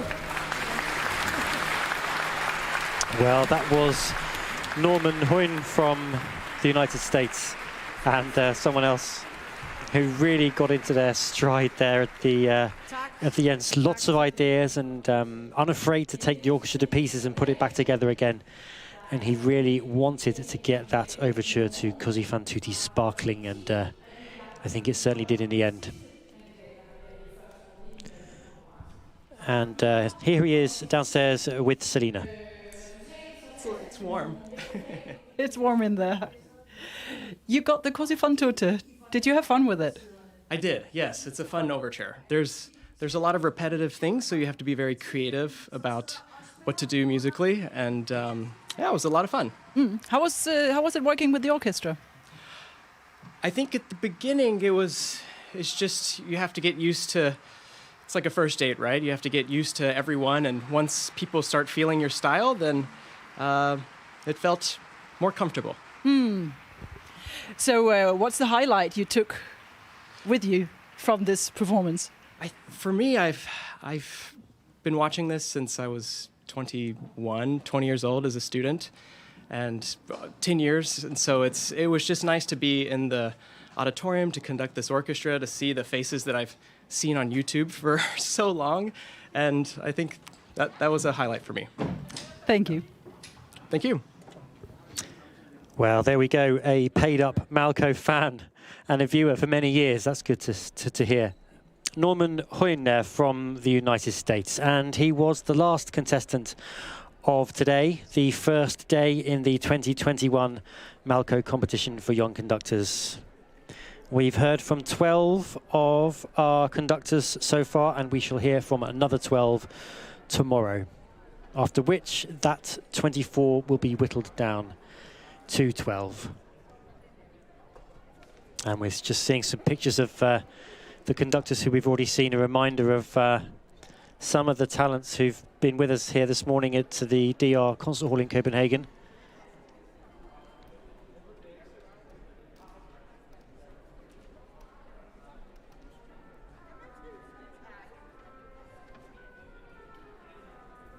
There they are, plenty more to come tomorrow. Conductors from many more countries and from many more backgrounds.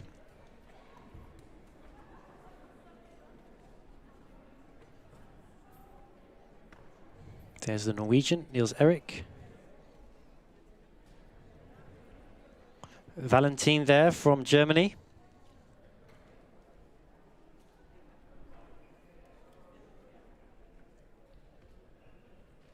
And the Georgian, Miram.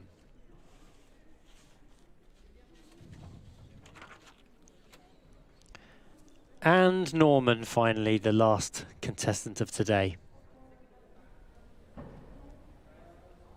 So, that's just about it from Copenhagen. Do join us again tomorrow. We'll be here with you from just before 10 a.m. local time. That's Central European time. I hope very much you will join us.